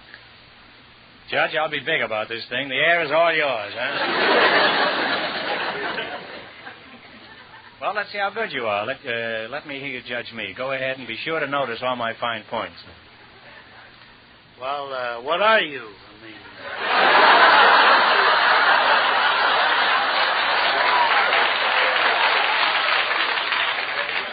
If I have to answer that, the whole thing is off, huh? I'm a Brahma, Judge. Any fool can see I'm not a Holstein. Do you judge Brahmas? Oh, yes. I just... You're a Brahma critic, in other yes, words. indeed. We handle a lot of them. And, I say you're a Brahma critic? Yes, sir, Brahma critic. Who do you work for, the Daily Moose? All right, go ahead and judge me, huh? Generally speaking, you have all the fine points of an outstanding animal.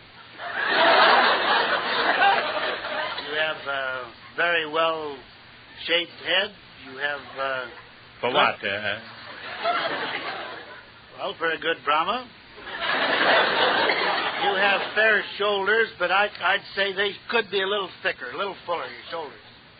Well, my head makes up for that. Well, how do you judge cattle? What do you look for in a cow? General conformation, quality, and showmanship. I never heard of a cow with showmanship, huh? Is that when a cow is a good hoofer? No, not exactly. How much does a prize cow bring? These top cows, good cows, bring anywhere from, $12,000 to $20,000. A cow is worth $20,000? Oh, yes. Gee, you wouldn't think a cow would be smart enough to save all that money. She probably made it in a bull market, huh?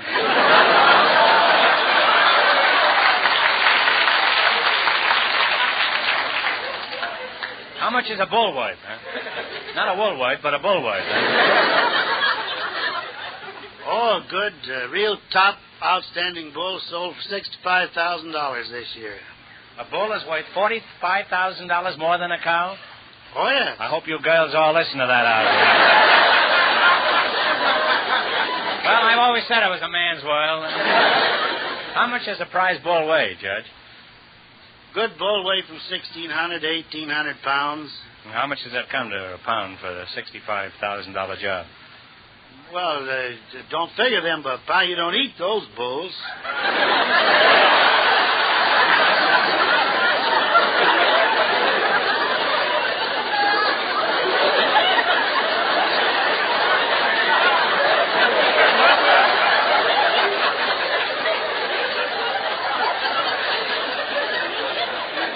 What do you do with a bull? Put it in a jewelry store window? Suppose I did eat it. Well, if you did eat it, let's see, it'd figure around $150 a pound. That's just what the Beverly Hills butcher charges. Well, you've both been very interesting and very nice people. Now, let's see if you'll beat the other two couples and get the chance at the $2,500 DeSoto Plymouth question. I can't tell you how much the other two couples won, but Fenneman is going to remind our listeners. The honest man and the housewife are ahead with $150.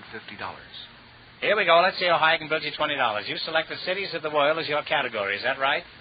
All of these cities are over 300,000 in population. Now, you have $20. How much do you want to try? $10. Are you an auctioneer at times, too, Judge? Yes, sir, I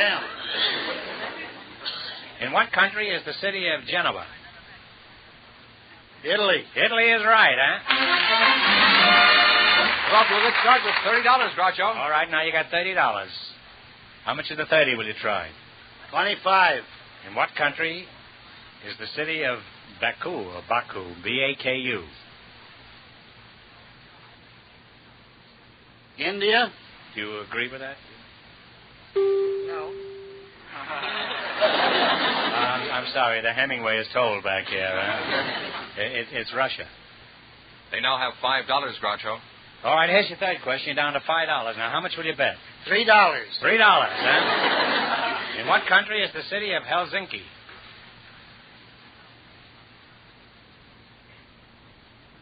Norway. No, you're close, Judge, but not close enough. It's Finland. They now have $2. Well, now you're down to $2, huh? Now, you can put it on the third race, or you can bet it here, whatever you want. Well, we bet $1. You're going to bet $1. In what country is the city of Valencia? Spain. Spain is right, huh? All right, you're practically cleaned out. We want you to go away from here a little better off than when you came in. Now, if you get this one right, you'll be $10 richer. After what state is the Mississippi River named? Mississippi. Mississippi is right. This couple winds up with a grand total of $3. And that means the honest man and the housewife with $150 get the chance at the DeSoto Plymouth $2,500 question.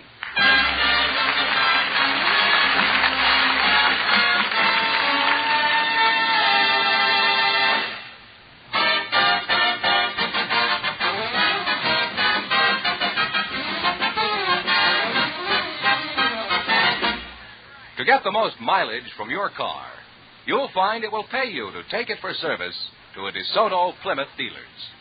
For that's where you get the benefit of factory-designed and approved tools and equipment, and skilled factory-trained mechanics who know how to use this equipment to do an expert job on your car in shorter time. To you, this means a saving of money and a car that will give you faithful, economical service mile after mile. So next time your car needs service, no matter what make of car it is, take it to an authorized DeSoto Plymouth dealer.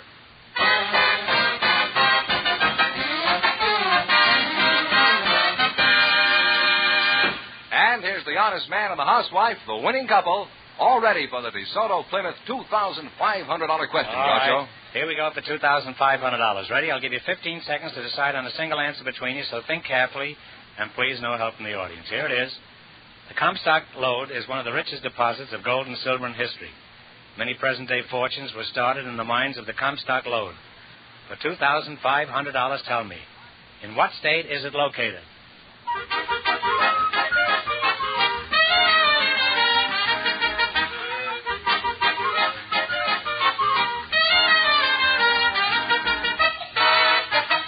All right, what's the answer you decided upon? Nevada is right.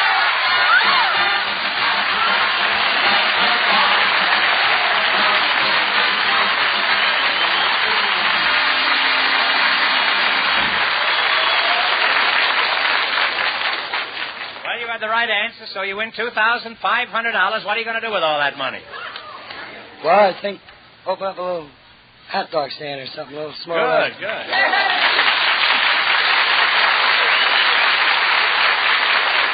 And Mrs. Schwartz. Gee, I don't know. I only know thank you very much.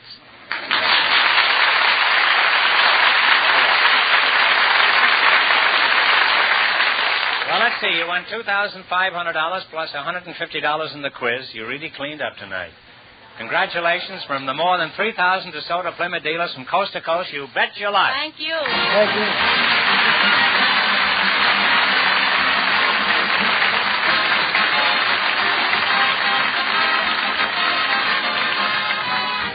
you. You Bet Your Life is a John Goodell production. Transcribed from Hollywood, directed by Robert Dwan and Bernie Smith. Music by Jerry Fielding. Be sure to tune in again next Wednesday night at this time for the Groucho Marx Show, You Bet Your Life, presented by the more than 3,000 DeSoto Plymouth dealers of America. And remember, all dealers who sell DeSoto also sell Plymouth. Two great cars, both products of the Chrysler Corporation. And don't forget, next week the big question will be worth $1,000. By the way, folks, I want to warn you that I'll be on the cover of Quick magazine that's out tomorrow. I suggest all dogs be kept on leash and small children be locked indoors. Good night, folks, and remember, just be sure to see your DeSoto Plymouth dealer.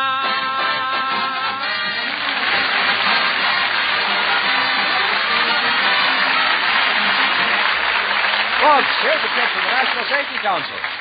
When driving, showing off doesn't pay. This is George Fenneman signing off for the more than 3,000 DeSoto Plymouth dealers from coast to coast.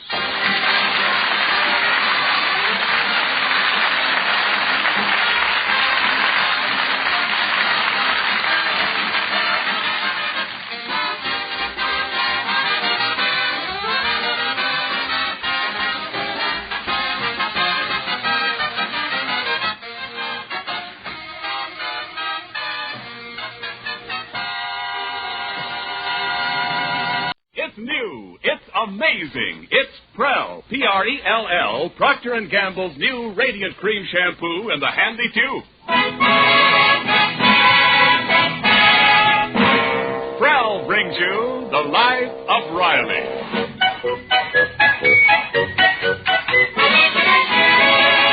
Prell, the shampoo that removes unsightly dandruff in as little as 3 minutes and leaves hair radiantly clean, radiantly lovely, presents The Life of Riley, with William Bendix as Riley.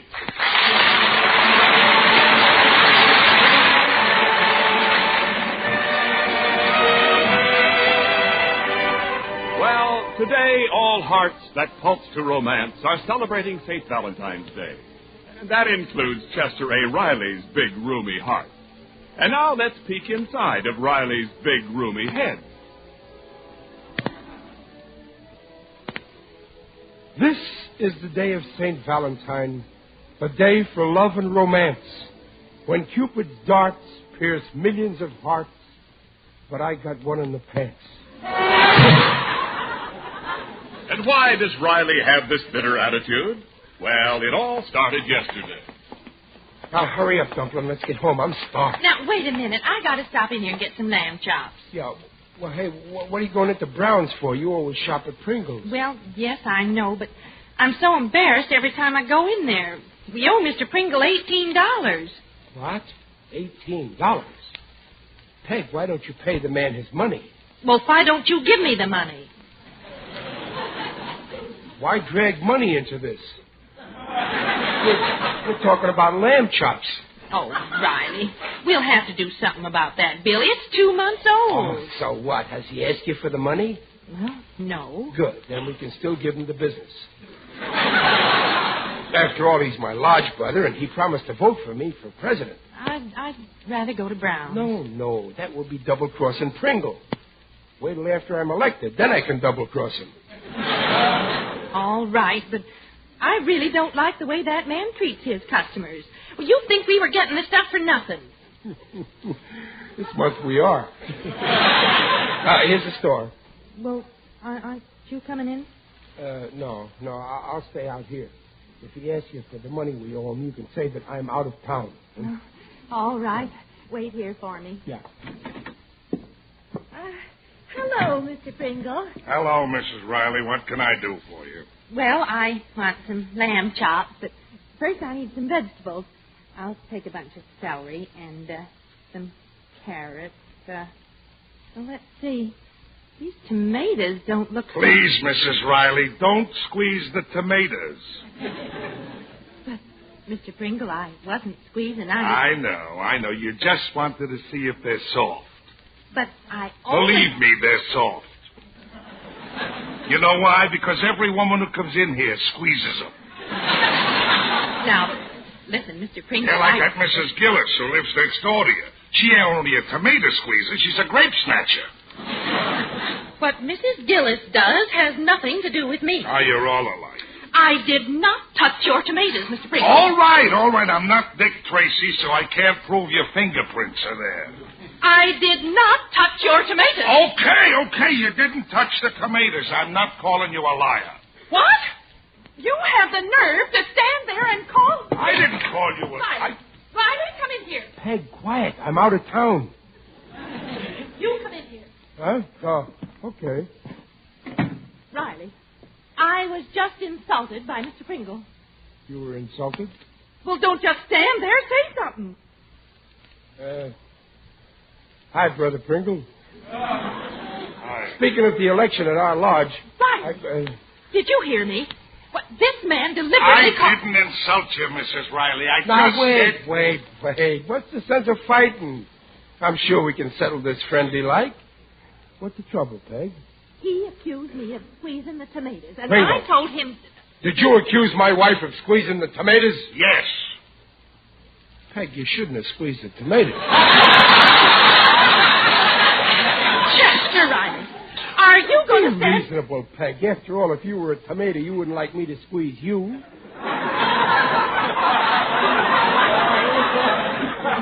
Of course, you're not a tomato, so you like it. Now, why can't we all be friends? Well, Oh, Peg, wait! Hey, Peg, wait for me!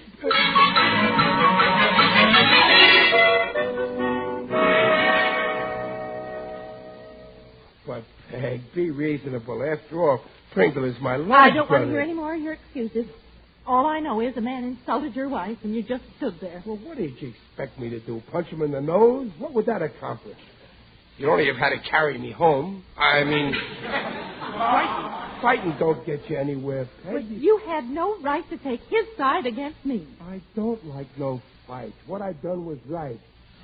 Sticks and stones will break my bones, but names will never hurt you. Hi, Pop. Hiya, Mom. Now, see here, Now, Riley. we'll leave it up to Junior. Junior, suppose a very good friend of yours insulted your mother. What would you do? Oh, I'd punch him right in the nose. Who asked you? Well, next time I go shopping, I'll take Junior. I still say I done the right thing. Mother, is dinner ready? Yes, dear, it's on the table. Well, all I see is a dish of beans. Where's dinner? That's it. Beans? You expect me to eat beans? I gotta have vitamins. Remember, I'm a growing man. Oh. Sit down and eat. Beans won't kill you. No, never mind me. I can take it. But what about the kids? Dad, Junior, are you satisfied to eat beans for supper? Sure. It's okay with me. Who asked you? Now, listen, Peg, I work hard all day, and I got to have meat to give me blood. If you don't care for me, at least have a little consideration for my corpse suckers. What happened to the lamb chops? They're still at Pringle's, thanks to you. Now, don't try to put the blame on me. You got to feed me proper. That's your job, see? Now, just a minute, I Mr. support Riley. this house, and you owe it to me. You owe me plenty. And if I don't get a good, substantial dinner tonight, you know what I'll do? What? Oh. You go without eating? Who asked you?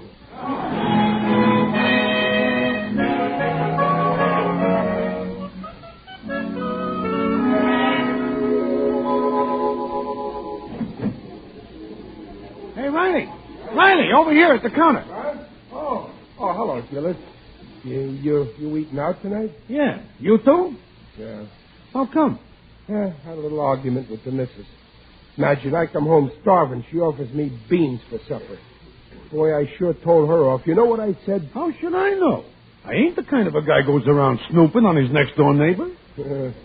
Boy, I gave it a hurt good. You were right. She ought to have more consideration for your cocksuckles.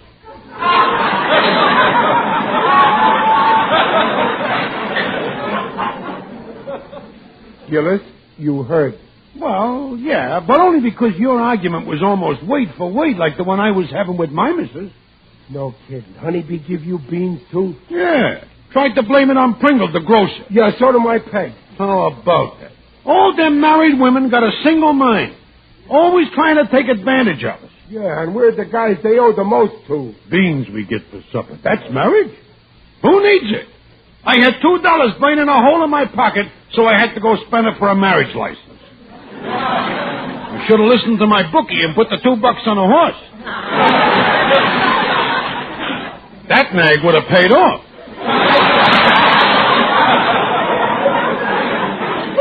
Well, that's order.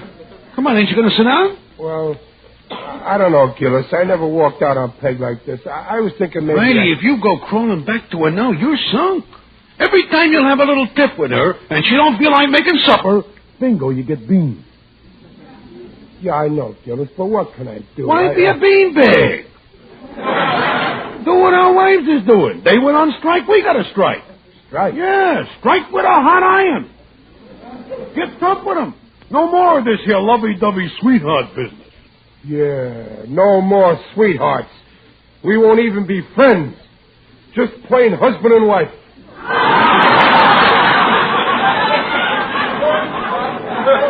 And Saturday, they ain't even getting no Valentines from us. That's a deal. Shake.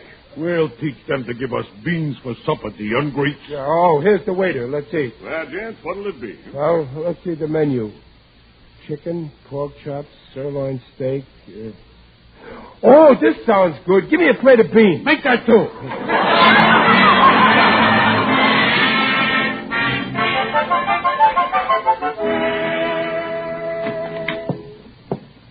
Who's that? Oh, it's you, Daddy. Hello, Babs. Hello. Hello, Junior. Hi, Pop. Hello, Peg. Peg, I said hello. Peg. Now, look here, Peg. When I say... Peg, don't walk away when I'm talking to you. Now, listen, Peg. Peg, stop it. You're my wife, not the walking man.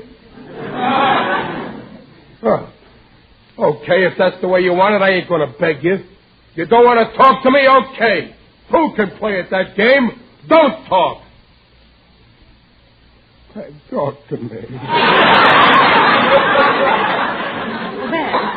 Babs, would you hand me that cushion over there, please? Oh, here, Mother. Oh, or you're going to ignore me, huh? Well, two can play at that game. I'll ignore you.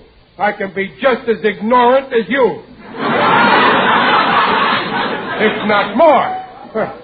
Happy days are here again.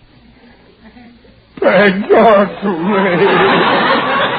Well, aren't you the brazen one? After the way you put on at the supper table tonight, you expect me to pass it off as if nothing happened. Well, it'll be a long time before I talk to you. I made her talk. But I didn't like what she said. She said she'll never talk to me again. Well, Mother's sensitive, but she'll get over it. Maybe you ought to apologize. Well, yeah, only she won't listen to me. Hey, Pop, maybe you ought to send Mom a swell Valentine. That'd square things. Yeah. Yeah, that's right. I could find a special Valentine. I'll do it. Gillis can't run my life. What's Mr. Gillis got to do with it? Well, you see, we made a pact. A pact? Yeah, you know, like diplomats make. Only I promised I wouldn't. But I don't care. If I can make a pact like a diplomat, I can break it like a diplomat.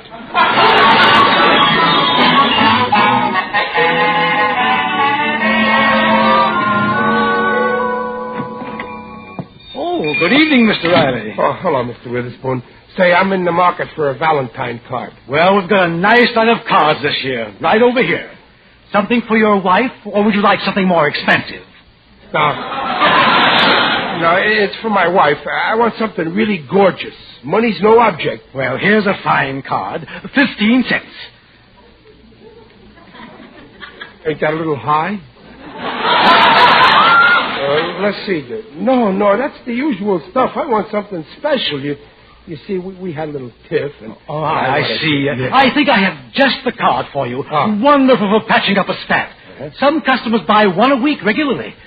And now, let's see. Where is it now? Well, if you can't find it, maybe you got something else. Oh, this card will be just what you want. Yeah. Let me see. It goes... Oh, yes. We quarreled, loving spouse of mine. Forgive me, I was wrong. So won't you be my Valentine and recapture love's sweet song?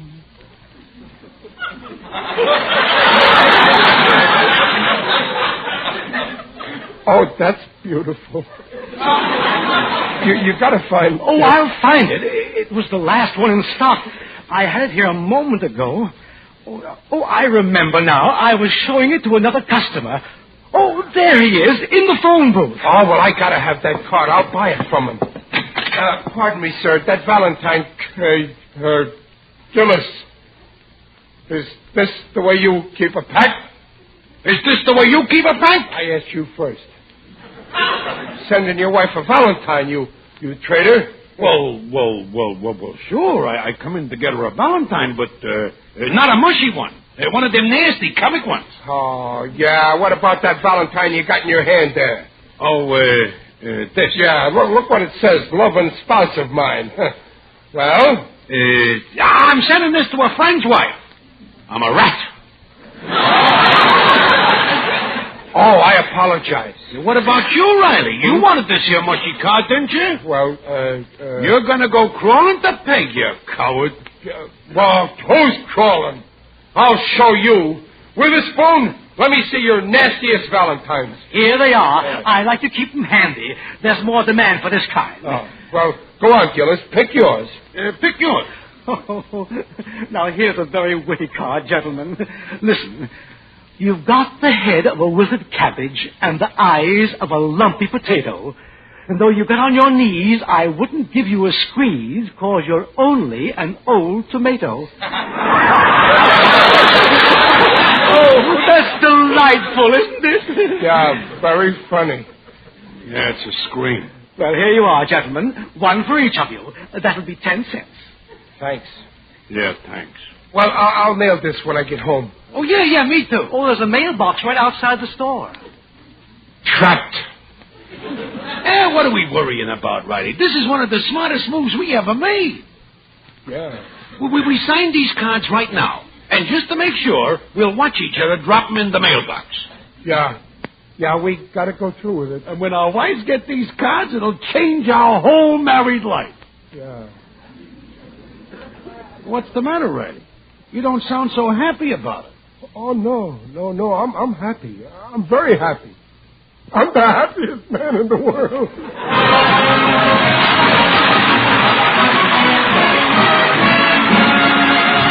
We'll hear the second act of The Life of Riley in a moment. Oh, Ken, the new look is the Prel look. Of course, Prel, the Radiant Cream Shampoo with a handy tube, gives that new look for two reasons. First, it's Prel for that new look of radiance.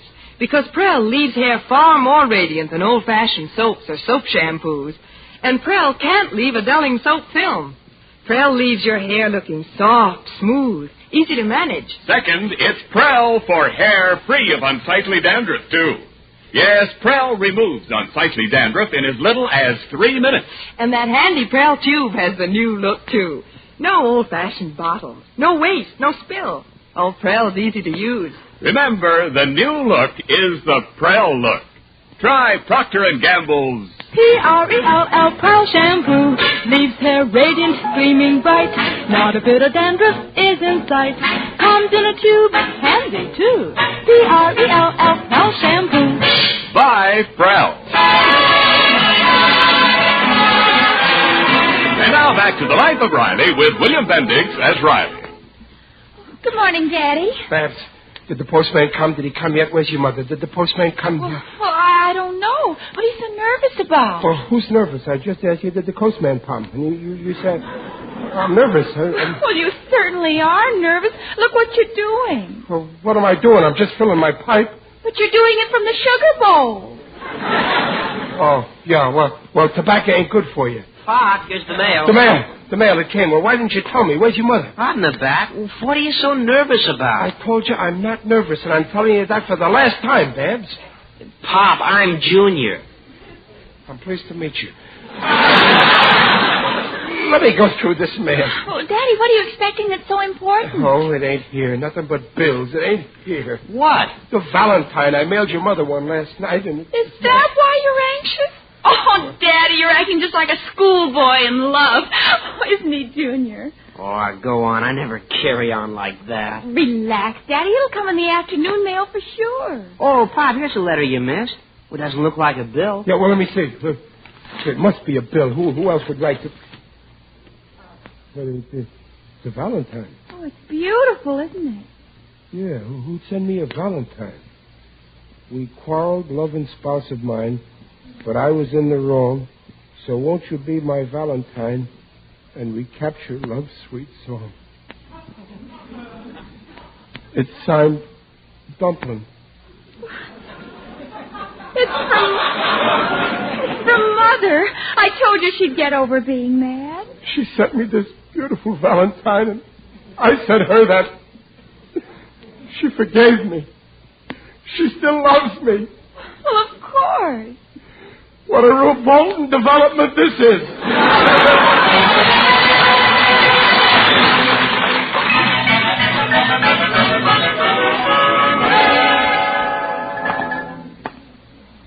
Oh, what a mess. When Peg gets that Valentine, she'll murder me. I might as well phone up the undertaker right now to come and get me. Save your nickel. I'm here.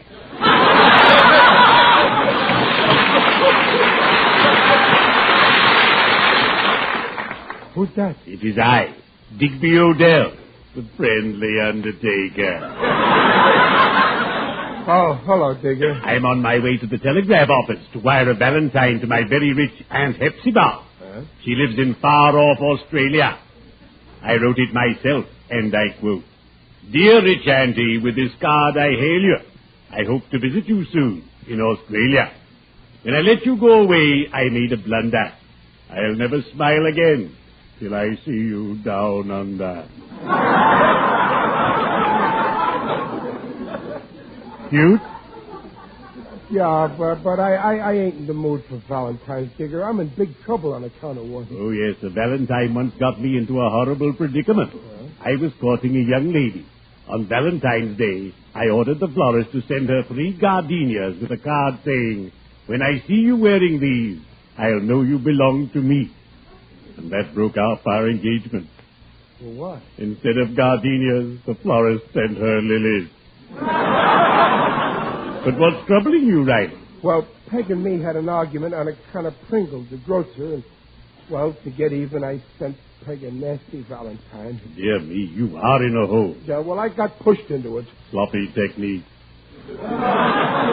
Someone's forever getting pushed into a hole, and I'm supposed to pull them out.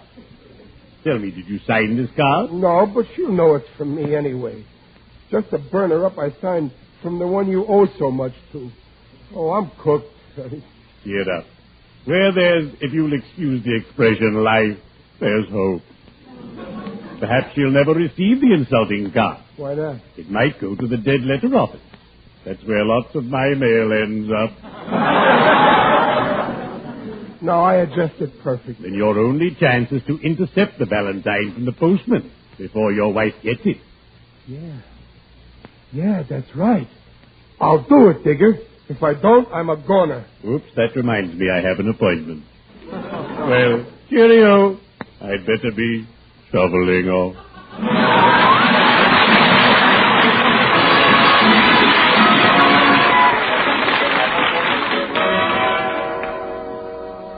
I wish that postman would hurry up and come. I can't Hi, stand... Pop. Oh, hello, Junior. You're home early. Yeah. Aren't you coming in the house? No, not yet. I'll stay out here for a while. I want to get a little sun. Sun? Why, Pop, it's raining. You're dripping wet. Oh, yeah, that's right. I thought I was perspiring from the sun. Pop, are you sick or something? Junior, stop asking questions and go in the house. Oh, here comes the postman. I'll take the mail. I'll take the mail in. Go in the house. Keep your mother company. Tie her up. I mean, keep her company, Junior. Okay. Yeah. Hello there, Mr. Riley. Oh, thank heaven you came, Mr. Hannigan. I was waiting for you. Nothing for you this afternoon, I'm afraid. But I've got something for your wife. Looks like a Valentine. Yeah. Well, where is it? Let me see now. I saw it here a moment ago. You lost it. Oh, wonderful. No. Here it is. Well, give it to me. Give it to me. There's 2 cents postage due. The sender put a 1-cent stamp on it, but the envelope was sealed. Okay. I'll give you the 2 cents. Oh, wait a minute. I got some pennies here. Riley, why? Oh, hello, Mr. Postman. Peg. Well, what's wrong? Nothing wrong, Mrs. Riley. There's a Valentine card for you. Oh, for me? Yes, but there's 2 cents postage due. Mr. Riley was about to pay me. I'll do no such thing. What? You ain't getting no money out of me. You can keep the letter. We don't want it. What? Riley, don't be ridiculous. Mr. Riley, it's only 2 cents. It's the principle. You guys in Washington can't push me around. I'm a taxpayer. But 2 cents... You're never satisfied. You just got $28 billion out of me for your budget. But I didn't... Now you want to squeeze 2 cents more. Oh, for heaven's sake. I'll give you the 2 cents, Mr. Postman. I forbid it. Oh, dear. I haven't got any change. Well, in that case, I'm afraid I'll have... maybe I'm just an old softy about Valentines, but love must go on. I'll pay it. No, wait. Here you are, Mrs. Riley. Hey, you ain't getting away with this, Hannigan. I'm taking all my business to another post office. Oh, stop, Riley. Thank you, Mr. Postman. Don't mention it. It's deductible. Good day. Oh, honest, Riley. Sometimes I just can't figure... What's this? Of all... You got the head of a wilted cabbage and the eyes of a lumpy potato. That's very funny. Though you got on your knees, I wouldn't give you a squeeze. 'Cause you're only an old tomato. There's an echo here. Of all the mean insults... Well, now, Peg, it's not that bad. Why, this is the lowest, the most contemptible... It's just a joke, Dumpling. Where's your sense of humor? A joke? You call this a joke? Insulting your wife like this. I know, but forgive and forget. I'll never forget the beast who sent this. Well, now, that's going too far. After all, a beast Well, like... that's what he is, a beast. And I'll tell that Pringle so right to his face. But, Peg,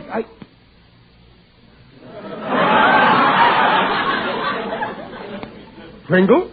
Well, who else do you think sent it? Look how he signed it.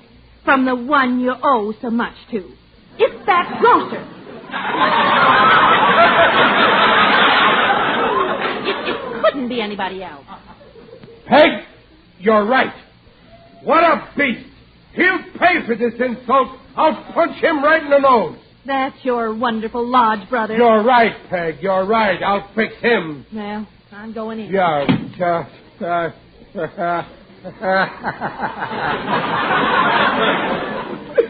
Pringle. She thinks Pringle sent it. What a gorgeous development this is.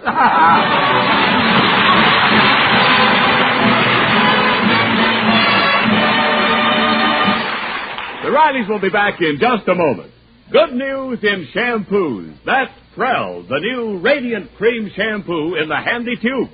From Rockford, Illinois, Mrs. A.J. Stebbins writes, Since I use Prell, all my friends compliment me on my hair.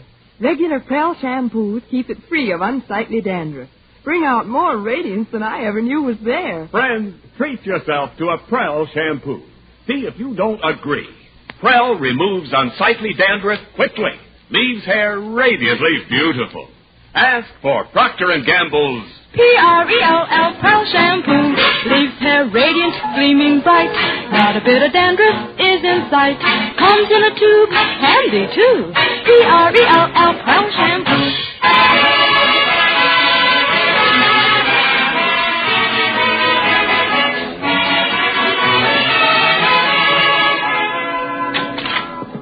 Was that you, Mother? Oh, what a day. Mother, did you tell that grocer off?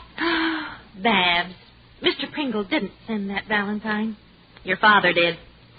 Daddy? Oh, well, he didn't mean anything by it. That Gillis must have talked him into it. Mrs. Gillis got exactly the same car. Peg! Shh, now, don't say anything. Oh, here you are, Peg. Peg, guess where I just was? Over at Pringle's. And I fixed him good. They're scraping him off the floor. Oh, Riley, my hero. I did it for you, Dumpling. Boy, I gave it to him good. A left and a right and a left and a... of course, he got in one punch on my nose, but that's all. You see, I still got a little blood on my lip here. Yes, I see. Now wipe that ketchup off your lip and sit down and eat. Certainly, my Valentine, anything you say.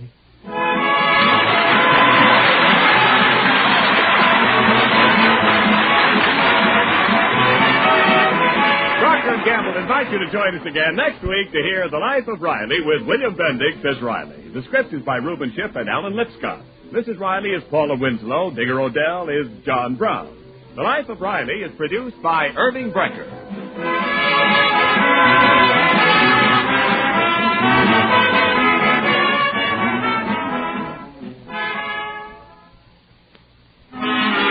Oh, she was the prima donna, with always a man in tow. She washed all the finery on her with wonderful ivory snow. Ah, wonderful ivory snow, a regular beauty bath for blouses, lingerie, and sheer nylons. And your hands will tell you why Ivory Snow keeps lovely washables lovely longer. Prove it. This week, wash dishes with Ivory Snow. When you see how it pampers your hands, you'll know it's extra kind of fine fabrics. There's no other soap like it. Ivory Snow's the only soap, both ivory mild and in granulated form. Make suds instantly in lukewarm, even in cool water. Your hands will tell you why. Ivory Snow is so kind to your hands, you just know it's kind to sheer nylons and lovely lingerie. Oh, wonderful Ivory Snow. S-N-O-W.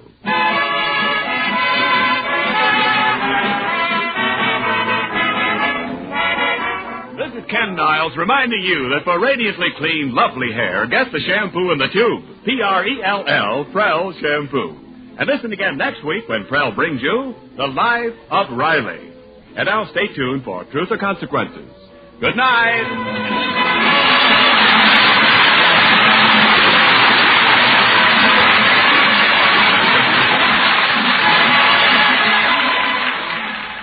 This is NBC, the national broadcasting company.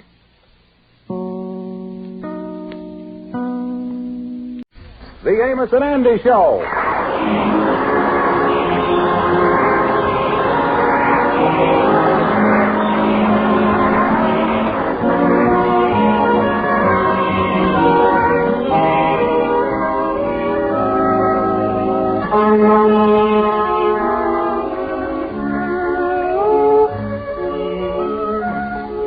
Before we open our show, let's go back 20 years when one George Kingfish Stevens and one Miss Sapphire Smith were out dancing together.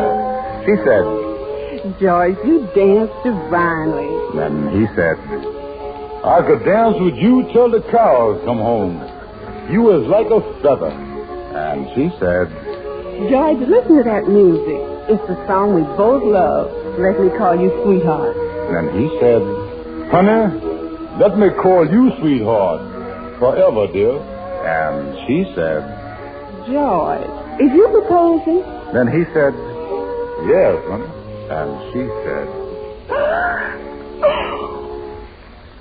And now, let us look in on this same couple 20 years later. They're married now, and they've just arrived home after spending another evening dancing together. Well, of all the loads I ever dragged around the dance floor, you was the worst. Oh, is that so? I remember when you used to say you could dance with me till the cows come home. Yeah, well, the way you danced tonight, I thought it was there. Ain't you funny? You know, when it comes to dancing, you ain't no gazelle. Yeah, I never said I was.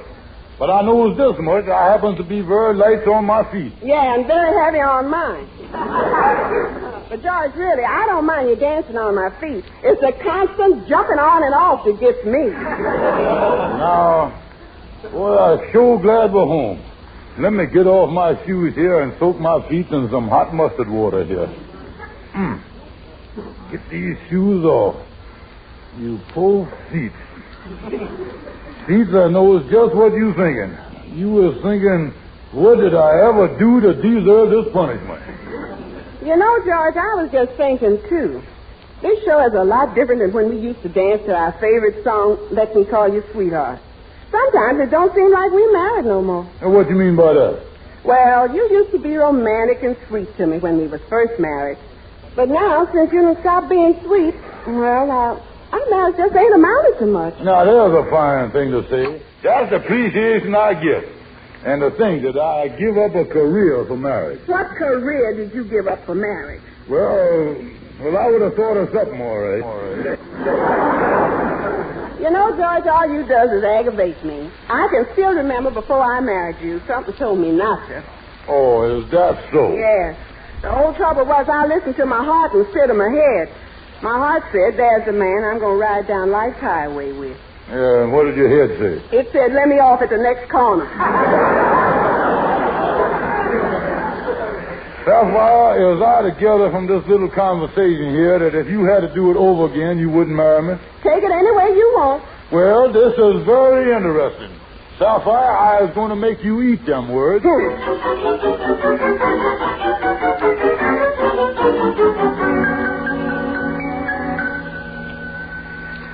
I tell you, boys, the Kingfish is really in trouble with his wife. Yeah, really bad this time, huh, Enda? Yeah, Amos, she claimed that if she had to do over again, the chances is she wouldn't marry him. What do you think of that, Brother Crawford? Well, I can hardly blame Sapphire. The Kingfish doesn't know how to treat a woman. Women need love and affection. I read someplace. Yeah, she done told the Kingfish he ain't sweet and romantic no more. Well, that's why he made his mistake. A wife always wants a husband to be romantic. Yeah, I guess you're right. Very definitely so. And fortunately for my wife, I am the romantic type. You is? Oh, yes. I've never failed to kiss my wife before I go to work and also when I return from work. 2 times a day. On birthdays and anniversaries, it has run as high as 3 times. You really a ball of fire on them days, ain't you? Well, it seems to me, Brother Crawford, that you kind of kiss your wife by a timetable, don't you? Well, that's how my wife wants it. Yeah, well, I always thunk it was nicer for a husband to kiss his wife, not when he's supposed to, but kiss her when he feel like kissing her. My wife prefers not to take that chance.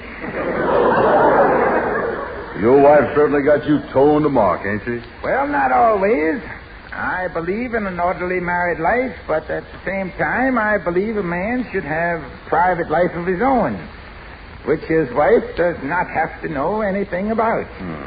Well, she know whatever you does, don't she? Well, I wouldn't say that.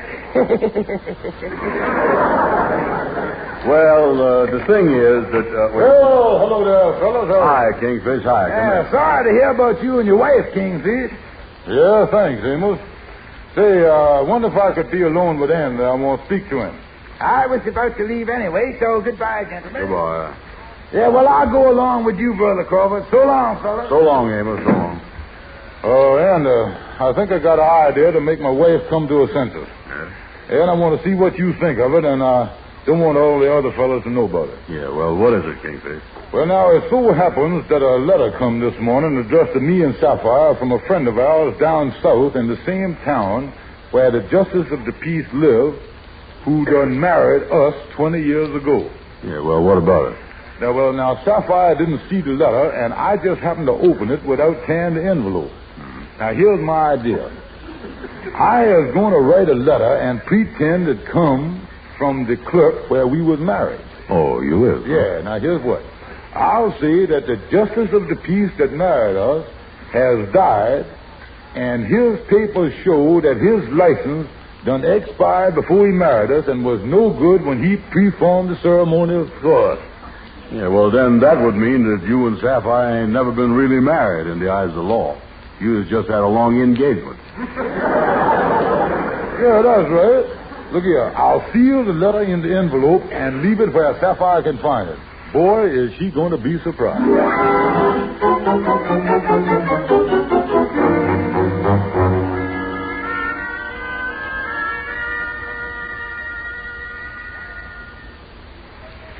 But, George, do you see what this letter means? We ain't really married. That's right, that's right. That's what it's saying in the letter, don't it? We'd have to get remarried. Well, here's your chance to be free right now. We ain't married no more, so let's call it a day. Call it a day? Yeah, you go your way and I'll go mine. Good luck to you and all that stuff. See you again sometime. It's been nice knowing you for 20 years. We ain't married no more? That's right, we ain't married. Good, and that's how it's going to stay. Yeah, well, I'm glad... what? Wait a minute, you mean that you ain't going to marry me again? Exactly, George. Yeah, wait a minute now, but Sapphire, honey, you making a mistake here. You my wife, and I is your husband, George. Pardon me, I didn't catch the name. Sapphire, now don't be foolish. I is your husband. Husband? Well, I haven't had a husband in 20 years. Oh, me, now look, Sapphire, look here, we're both tired now. Look here, let's forget it until tomorrow. All right, George, I guess we do need some sleep. Yeah, I guess we sure do, honey. Let's go to bed. All right. Here's your toothbrush, and there's the door. The door? Yes, I is a respectable, unmarried woman, and you is a very late visitor, so get out. But Sapphire! Get out, I said. Get out and stay out.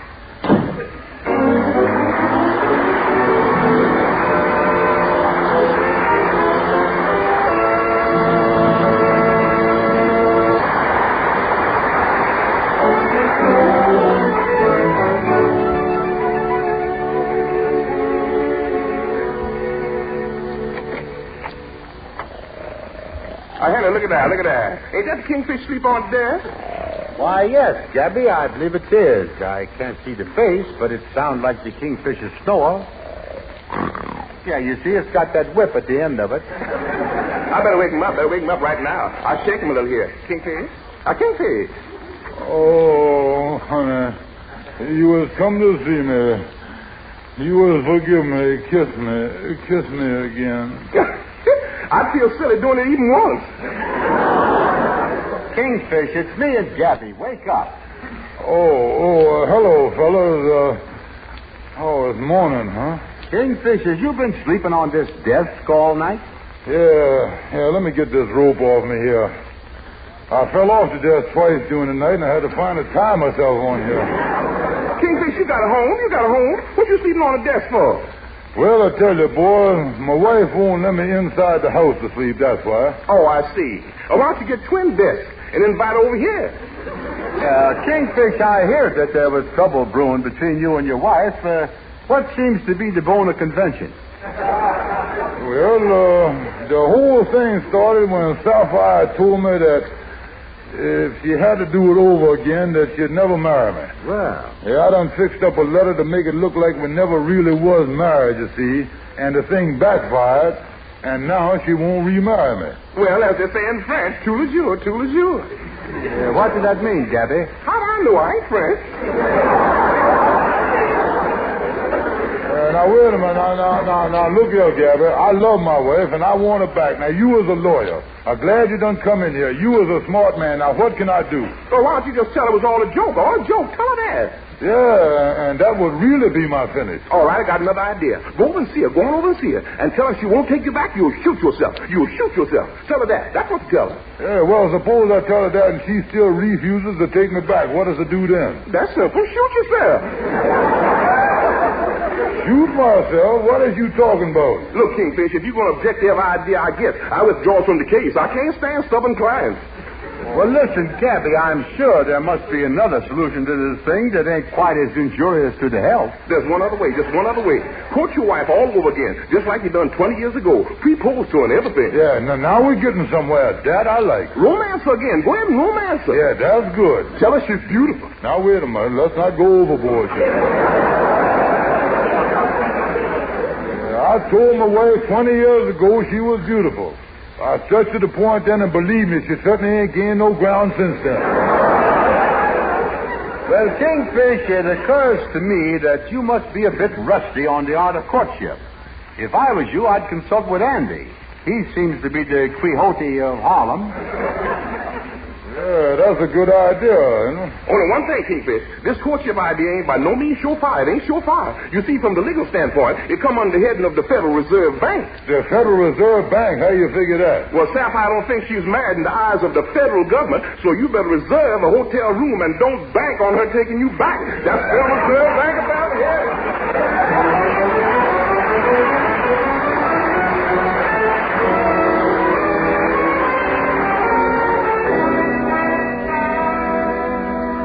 So you see, Anna, that's the way it is. Me and Sapphire has done foofed out with a capital foof. You really take it on the chin with your married life, don't you, Kingfish? You know, instead of an arrow, Cupid must have hit you with a wet mop. Yeah, well, now, look here. Let's get started, Jan. You going to tell me how to court my wife according to the modern method. That's what you're going to do now, up-to-date stuff. Yeah, that's right. Yeah, now, what does I do first? Well, first you invite Sapphire out on a date and you buy her a flower. Okay, yeah. Now, that's a good idea. Then what does it do? Well, when you takes her home, you sits on the sofa with her and you pre-pose her. Mm-hmm. Now, this is really going to take practice. Yeah, that's what I want to learn. Yeah, I tell you what, make believe I am Sapphire and you go ahead and pre-pose to me. Yeah, this is the best way to practice, huh? Oh, sure, yeah, go ahead now. Now, look here. Kind of put your face near mine here. Mm-hmm. That's it. Now, what does you say? You've been eating onions. Cut it out, Kingfish. Cut it out. Get romantic. All right. Now, listen to this. Honey, I want to tell you that I love you with all my heart. Angel child, I'm crazy about you. I has always been crazy about you. Pardon me. Are you two going steady? Oh, hello, Shorty. Hi, fellas. Yeah, look, Shorty, we are just talking about courtship here. You might be able to help us. Come here. Oh, sure. I just finished courting the girl. It's all busted up now, though. She was crazy about me. Yeah, well, tell me this. How did you meet the gal and court and all that stuff? Well, the way I met her was very romantic. Yeah, well, where'd you meet her, Shorty? She was standing outside the draft board. Well, what was she doing there? Waiting for rejects. Yeah, our eyes met and we was in love. Yeah, well, now, you say the thing is busted up even though she was crazy about you. Now, where'd you go wrong? Trouble with her family. They used to like to throw parties. Well, what's wrong with that? I was the party they were throwing.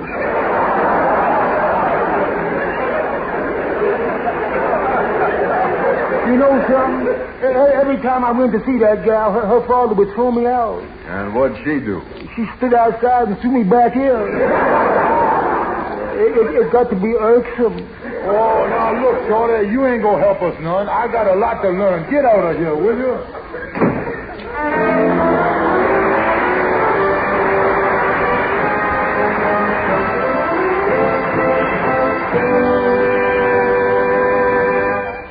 Andy, you has been a great help coaching me and all that stuff concerning women, courtship and all that. Yeah, well, the system that I has done learned you is the same one I uses myself with the gals, and I've been engaged 46 times.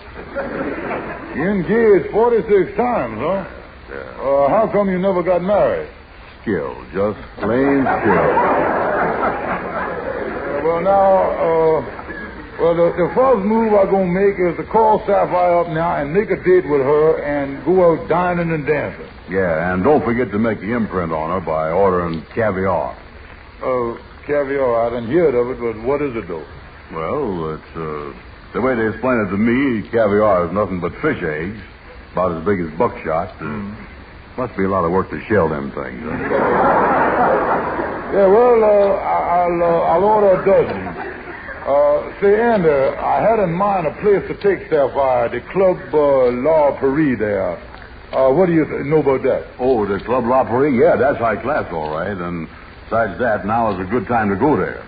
How did you mean? Well, it's near the end of the month now, and they changes their tablecloths. Well, anyhow, I know Sapphire likes that place. She's always been wanting to go there. She's been begging me to take her there, you see. Yeah. So what I'm going to do now is call her up on the phone, tell her about the thing, and then I'm going to take her right to the place. I'm going to call her up right now. Yeah, well, now, look here. Don't forget to sound romantic, Kingfish. I won't. Now, just leave it to me, because when I get on the phone, I'm going to give her that small talk, you know, and all that stuff. That's it. Hello. Hello, Sapphire, honey, lemon pie, darling, sugarfoot. This is Loverboy. Oh, hello, George. What you want? Honey, I was just thinking here, don't you think this would be a good night to go dining and dancing and have a lot of fun? Yes, I think it would. Oh, that's swell. I got it here. Yeah. Honey, don't you think it would be a great night for two people to walk home in the moonlight? Yes, I do, George. Oh, I know you would see it my way, sweetheart. Now, what I want to ask you is, wouldn't you like to go to Club La Paris tonight? I'd love to go to the Club La Paris. Oh, you would, huh? Got it now. Yeah, you would. Yeah. Oh, that's great, honey. Yes, that's why I asked the man that I got a date with tonight to take me there. Yeah, well, now, that's a what? You mean you going out to the Club La Paris with another man? That's right, George. Goodbye. Sapphire, wait a minute. Hello. Hello. Oh, Andy, did you hear that? My wife is going out with another man. Well, listen, you can't blame Sapphire, Kingfish. She thinks you all ain't married. That's what's the matter. Yeah, but that ain't the point. The point is that some low-down bum snuck behind my back and made a date with my wife.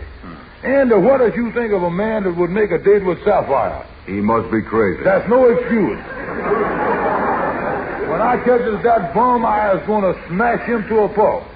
And do you know what I'm going to do tonight? No, what, Kingfish? Look here, I'll tell you exactly what I'm going to do. I is going over to Club La Paris, and I going to beat the ears off the man that took Sapphire out dancing.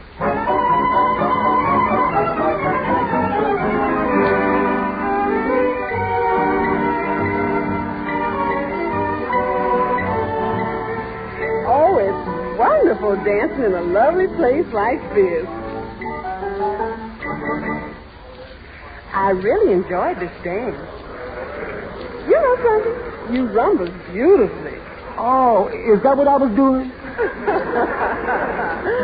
My goodness, if you didn't know you was doing the rumba, how did you know how to shake the rumba tempo so perfectly? Oh, you see, Sapphire, I was a born dancer. Music just makes me...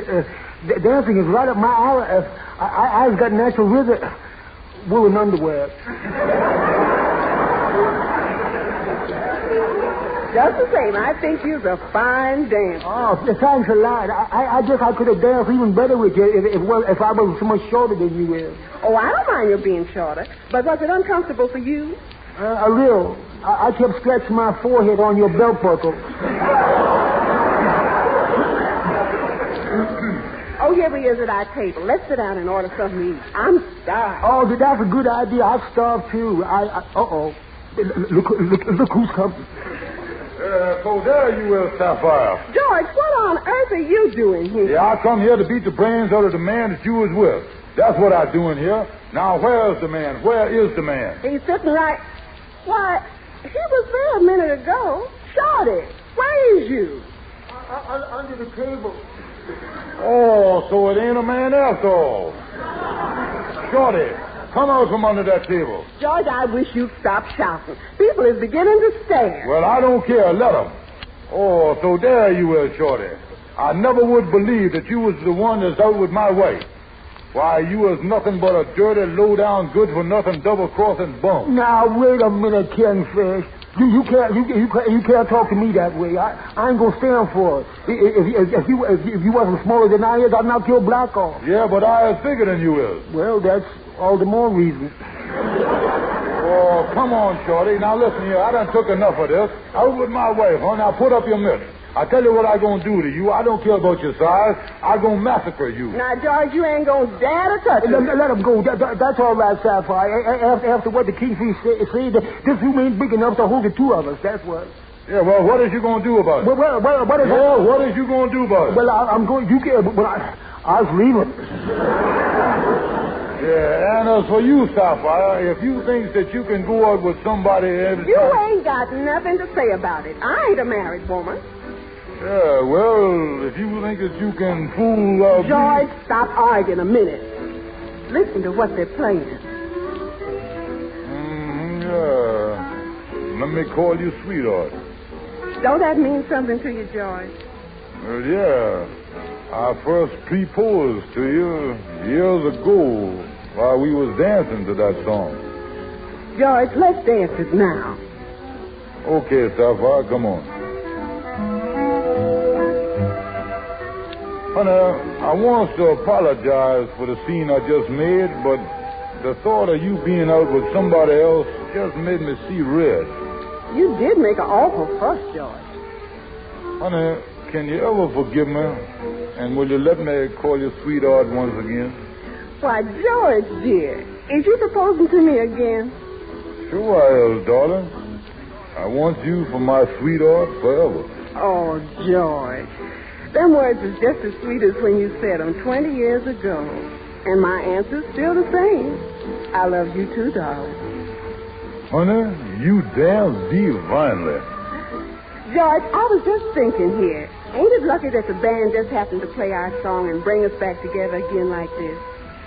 Sapphire, I got a confession to make, honey. They just didn't happen to play the song. I give the band leader $1 to play it. You did? Yeah. Well, get it back. I just give him $2 to play the same thing.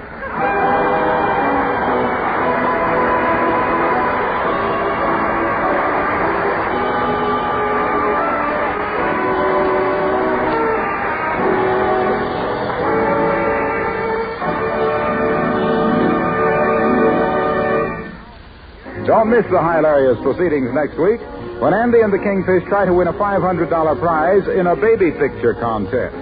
The Amos and Andy Show is broadcast to our fighting men all over the world through the facilities of the Armed Forces Radio Service. This is Harlow Wilcox saying good night to all of you from all of us.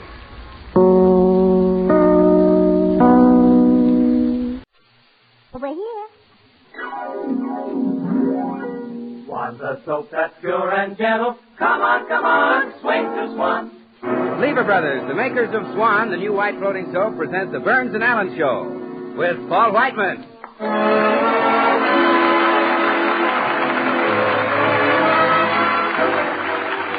Our singer, Jimmy Cash. Yours truly, Bill Goodwin, the Six Hits and a Miss. And George Burns and Gracie Alice.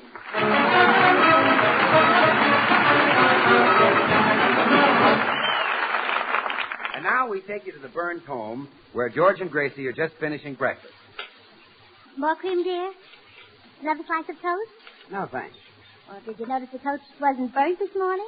I finally had a man come up and look at the toaster. Good. It's about time. I made him take it apart and check the whole thing. He charged me $5, but it was worth it. Found out what the trouble was, huh? Mm-hmm. I was leaving the toast in it too long.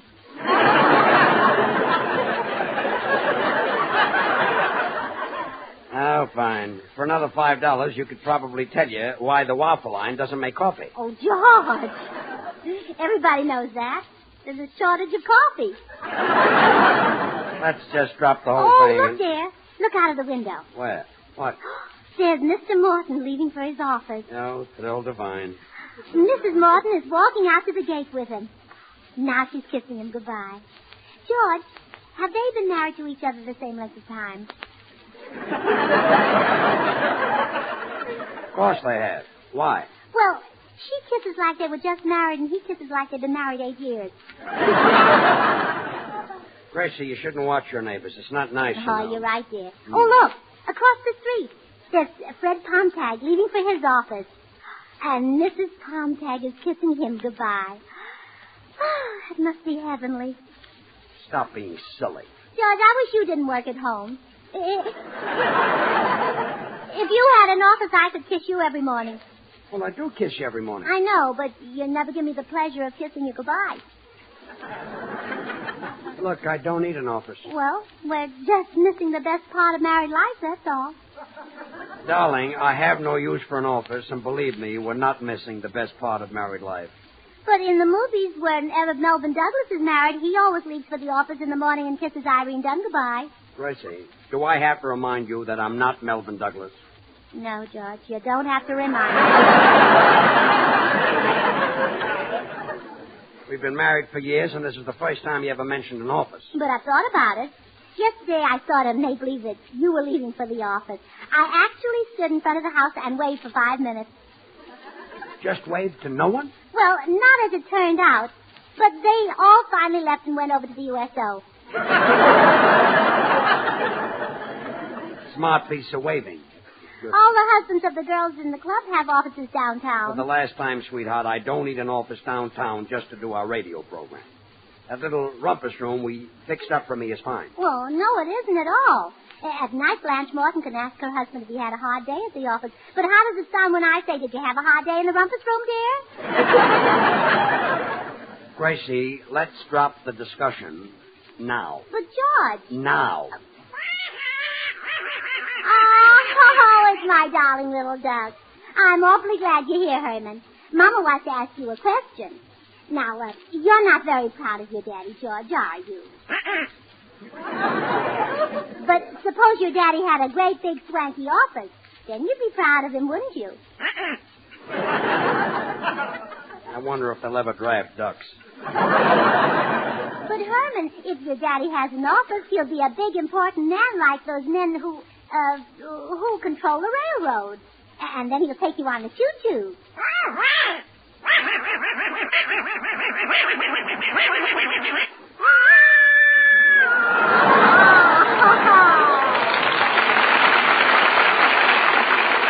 Why, darling, that's the best imitation I ever heard. Mama's so proud of her clever little boy. Oh, that's fine. A ham with drumsticks. Gracie, maybe you've got something with that office. At least I'd get away from that silly duck. Oh, that's wonderful. You hear, Herman? Your daddy's getting an office. He's going to be a big businessman like Henry Kaiser. Do you know what Henry Kaiser built?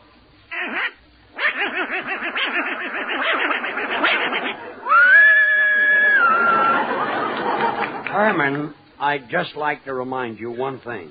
The government needs fat. They need it for bullets and bombs, and they want us to take it to our meat dealers right now. Herman, what are you doing this evening? Go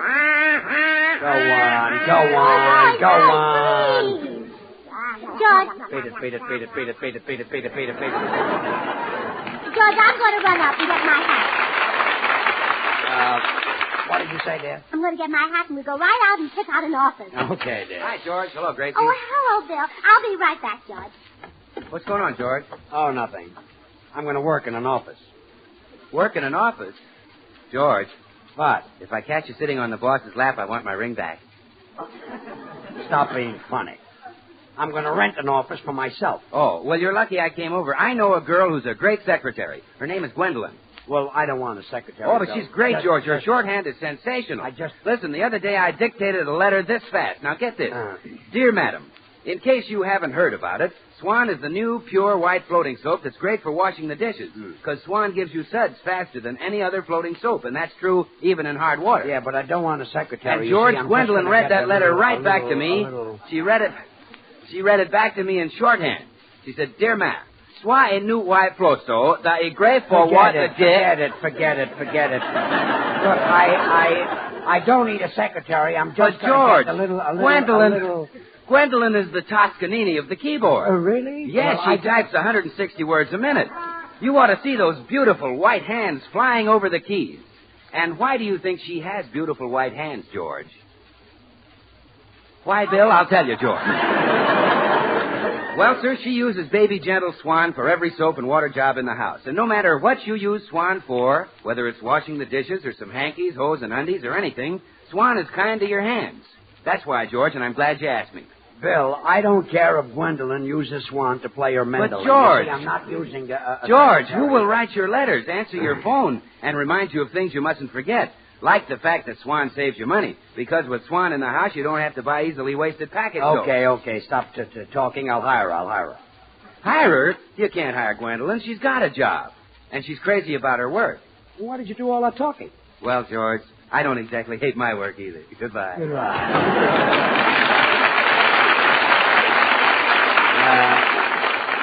At breakfast, I'll bet he wears a green wrapper with a white swan on the front. Oh, George, while I was putting on my hat, I was thinking how wonderful your office is going to be. You were? Mm-hmm. Monday morning, you'll kiss me goodbye, and Monday night, you'll kiss me hello. Oh. And Tuesday morning, you'll kiss me goodbye, and Tuesday night, you'll kiss me hello. And Wednesday morning, you'll kiss me goodbye, and Thursday morning, you'll kiss me goodbye, and Thursday night, you'll kiss me hello. Wait a minute.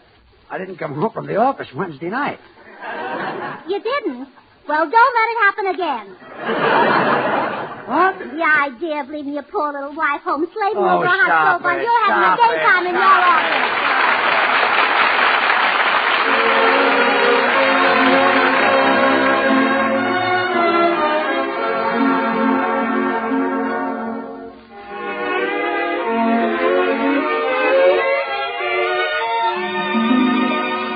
This is Paul Whiteman. Tonight, Jimmy Cash sings of a time we all hope will come soon, when the lights go on again. All right, Jimmy. When the lights go on again, all over the world, and the boys are home again, all over the world, and rain or snow is all that may fall from the skies above. A kiss won't mean goodbye, but hello to love. When the lights go on again, all over the world, and the ships will sail again, all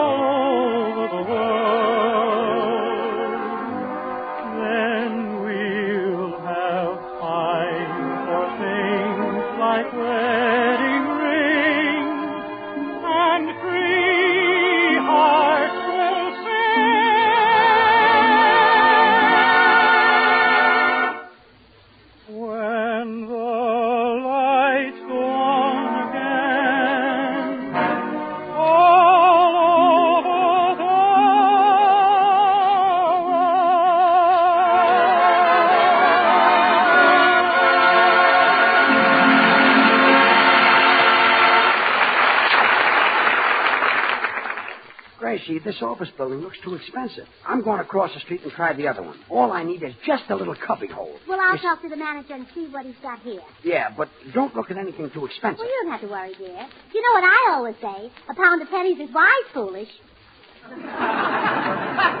Well, I know you always say that, but all I want is just a little cubby hole. I'll be right back. Oh, all right. Oh, let's see now. Oh, here's the manager's office. Are you the manager? Yes, indeed, little lady. Well, my husband would like to rent one of your offices. Oh. Just a small cubby hole. Oh. Well, not too small, of course. Sort of a medium-sized cubby hole. Oh. You know, like an office, like a large office. Oh. He'd like a big suite with 3 big rooms. Oh, well, I have the very thing you're looking for. Now, if you'll just sign this lease. Oh, now, wait a minute. I'm much too careful to rush into anything that quickly. Oh, I see. Has this suite got windows? Yes, indeed. Oh, good. Where do I sign? Right on that dotted line, little lady. Here's a pen. Thank you. Gracie Allen Burns. There you... Oh, my goodness. This lease is for 99 years. Is something wrong? Well, you see, my husband is a very healthy man, and he'd be upset if the lease expired before he did. Oh. Well, I wouldn't worry about it, little lady. Now then, what kind of office furniture will your husband require? Well, I don't know. What do you usually put in your offices? Oh, it all depends on what the office is used for, madam. Could be desks and steel files, a cabinet for law books, a dentist's chair, an operating table, a stock kicker. Well, that sounds satisfactory. Which? All of them. All of them? Of course. Little lady, do you happen to be married to Orson Welles?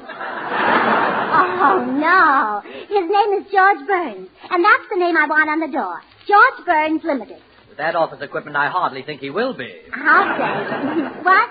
I said with Oh, that never mind. I think I'd like to see the suite now. Oh, yes, of course. It adjoins my own office. Just right out this door, if you please. Oh, here's my husband. Now we can see together. Gracie, I saw the cutest place across the street for only $25 a month, just exactly Oh, no, what wait, I wanted. wait. I want you to see the little place I picked out. You picked out? Uh-huh. All right, Mr. Manager, open it up. Gladly. There. Isn't it snug? Isn't it cozy? Snug? Cozy? Yes. And just think, it's yours for 99 years. Oh.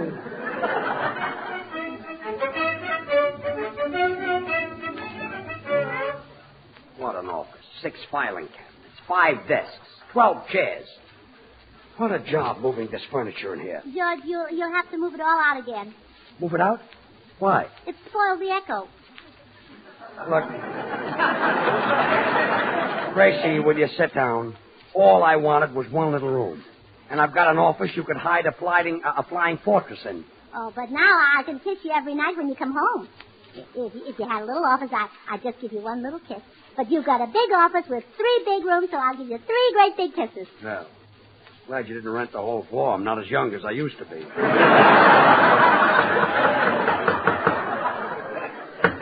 That's funny. Who knows we're here? Well, it's probably the girls from the employment agency. I told them you'd want a secretary. Now, wait a minute. All I wanted was just a little cubby hole. Well, all big men have secretaries, George. You can take one of these girls temporarily, and then later on you can hire somebody more experienced, like Secretary Morgenthau or Secretary Hull. Look, Gracie. Come in. We're from the Acme agency. Are you the party who's looking for a secretary? Oh, yes, I'll interview you both. Your name is? Lucille Helt. I'm very good. I'd still be working if my last boss hadn't been drafted. Before he was drafted, he was in women's dresses. Well, I suppose it takes all kinds to make an army. Lucille, what would your salary be? Well, 20 a week. 20 a week? Oh, that's not enough. You should get at least 35. Oh, that'd be wonderful. Well, in fact, for a girl who's really a good secretary, I don't think $50 is too much to you. Oh, no, $50 would be fine. Well, I'm sure you're capable, Lucille, but that's a little more than my husband can afford. Next girl.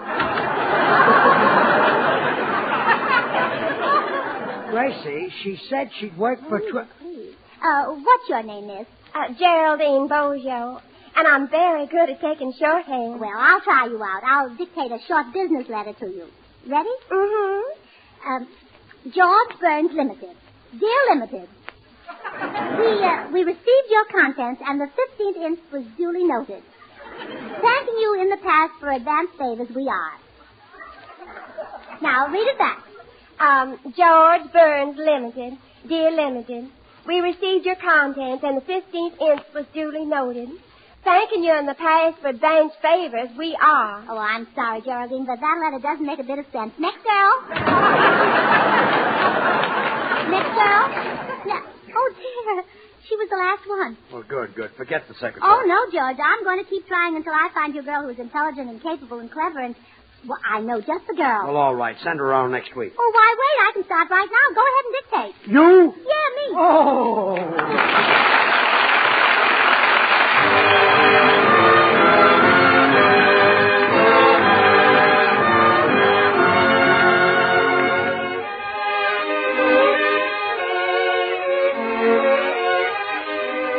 Six hits and a miss, and the boys in the band, and one of Jerome Kern's and Johnny Mercer's very, very best, Dearly Beloved.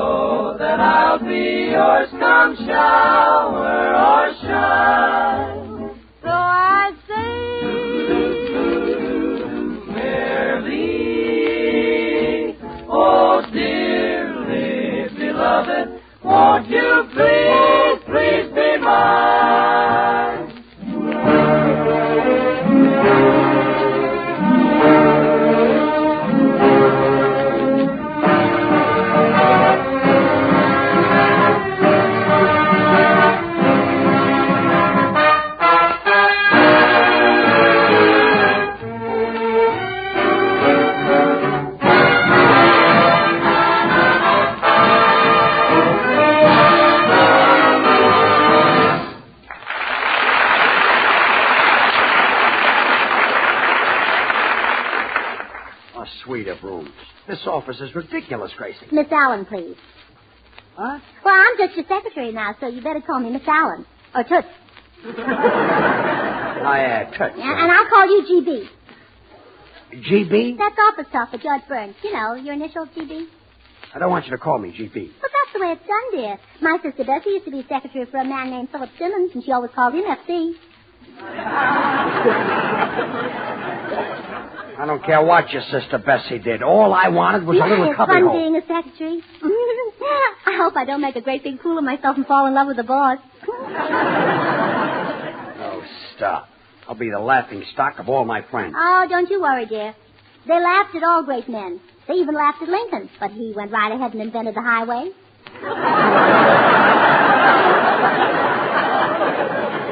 All right. Don't get excited, GB.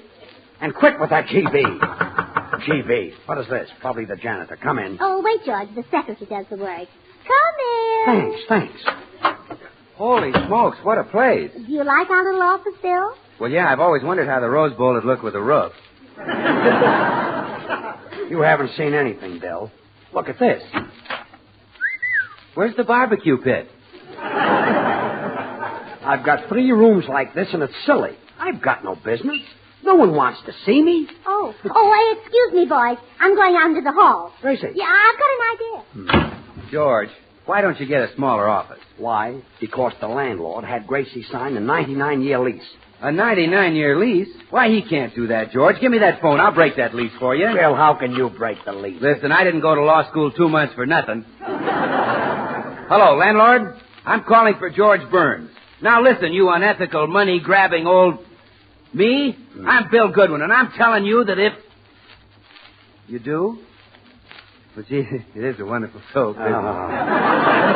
Bill, the lease. You said something about breaking the lease. Yes, sir, landlord. That's exactly what I always say. Swan is the new pure white floating soap that's a honey for suds. Yes, sir, I never saw such suds in all my life. Fast, too. Look, Bill, you came in, you said you had an idea your wife, about, too, huh? Well, why shouldn't she be? Especially since there's a little baby in the house. Swan's perfect for bathing the baby. It's as mild and pure as the finest Castile soap. That's what makes it so swell for your face and hands. Yeah, like peaches and cream. The lease, Bill. Break it. Oh, yes. Break it. Oh, landlord, Mr. Burns suggests you break it. Break it. Yeah, break Swan in 2. Yes, sir. Use half in the kitchen for dishes and housework and put the other half in your bathroom for your shower or tub. Look, Bill, you brought this on yourself. Oh, that's great. Just great. A cake of Swan in every office? Oh, thank you. Goodbye. Well, that's a fine way to break a lease. Now, wait a minute. You want to break the lease with a landlord who's going to give Swan soap to all his tenants? Why, shame on you. It's men like you who cause bottlenecks. Are you leaving so soon, Bill? Well, yes. Gracie, your husband is without a doubt. Who's your friend? Oh, him? Well, he's the gentleman I found out here in the hall. What'd you say your name was? William Murray. Mr. Murray is going in to see George. Oh, well, chins up, Mr. Murray. So long. All right, Mr. Murray. GB will see you now. Well, what do I want to see him for? Well, Mr. Burns just opened this office, and you can be his very first customer. But I can't afford to buy anything, lady. You see, what with the $25,000 ceiling and the fact that I ain't worked in 12 years. Oh. Why, it won't cost you a cent. Everything is with our compliments, absolutely free of charge. Go right in. I'll wait out here. Yes, ma'am.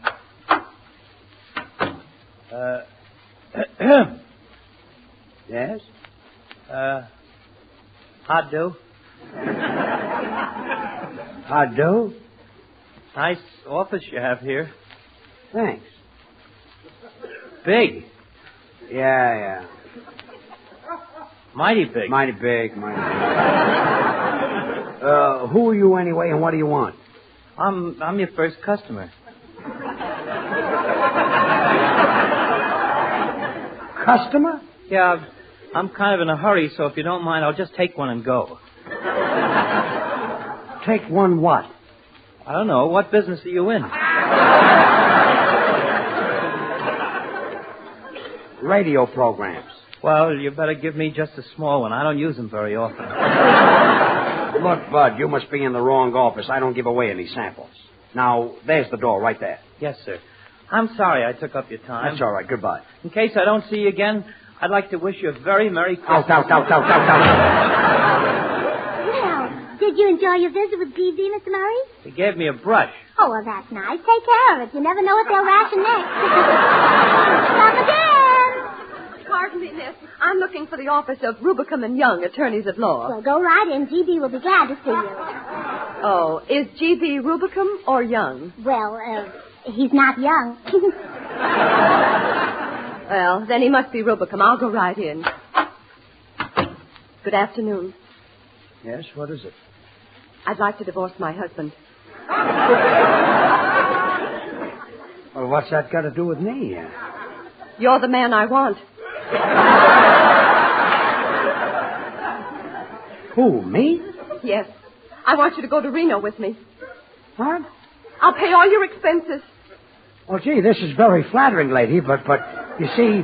Then you'll go? Well, look, I'm a married man. I... What difference does that make? You're a lawyer, aren't you? A lawyer? I'm no lawyer. Oh, so you just wanted to hear my troubles, huh? Curious, huh? Oh! Hereafter you can listen to Mr. Anthony. What's going on around here?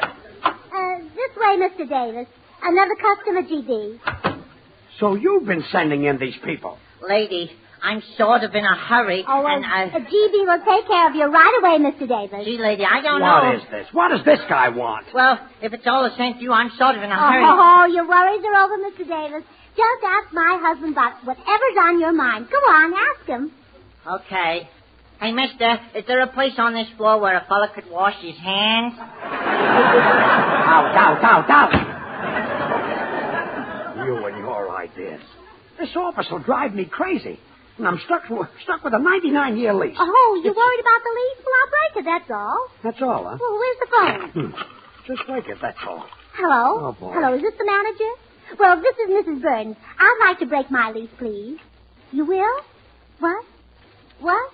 Oh, all right. Well, thank you very much. Goodbye.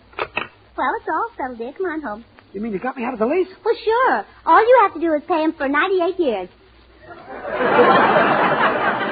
98 years? Mm-hmm. He's given us the last year free to keep our friendship. Oh.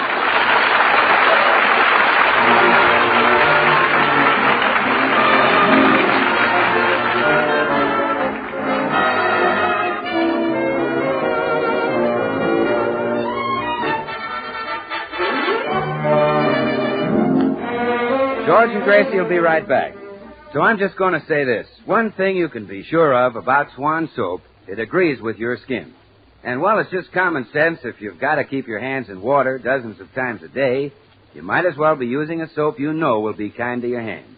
Remember that about Swan, huh? Well, now here are George and Gracie. Oh, well, after a day like that, it's sure nice to be home in bed. Thank goodness that fella finally tore up the lease. Good night, sweetheart. Good night, GB.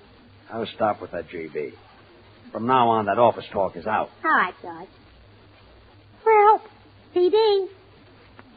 PD? That's office talk for pleasant dreams. Oh.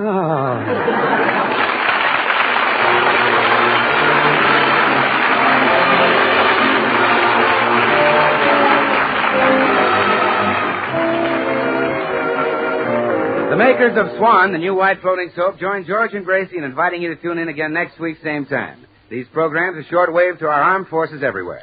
Remember, Swan now brings you 2 of radio's top shows. George Burns and Gracie Allen every Tuesday night, and Tommy Riggs and Betty Lou every Friday night over another network. And now till next week, this is Bill Goodwin saying, well, Swan, how about you?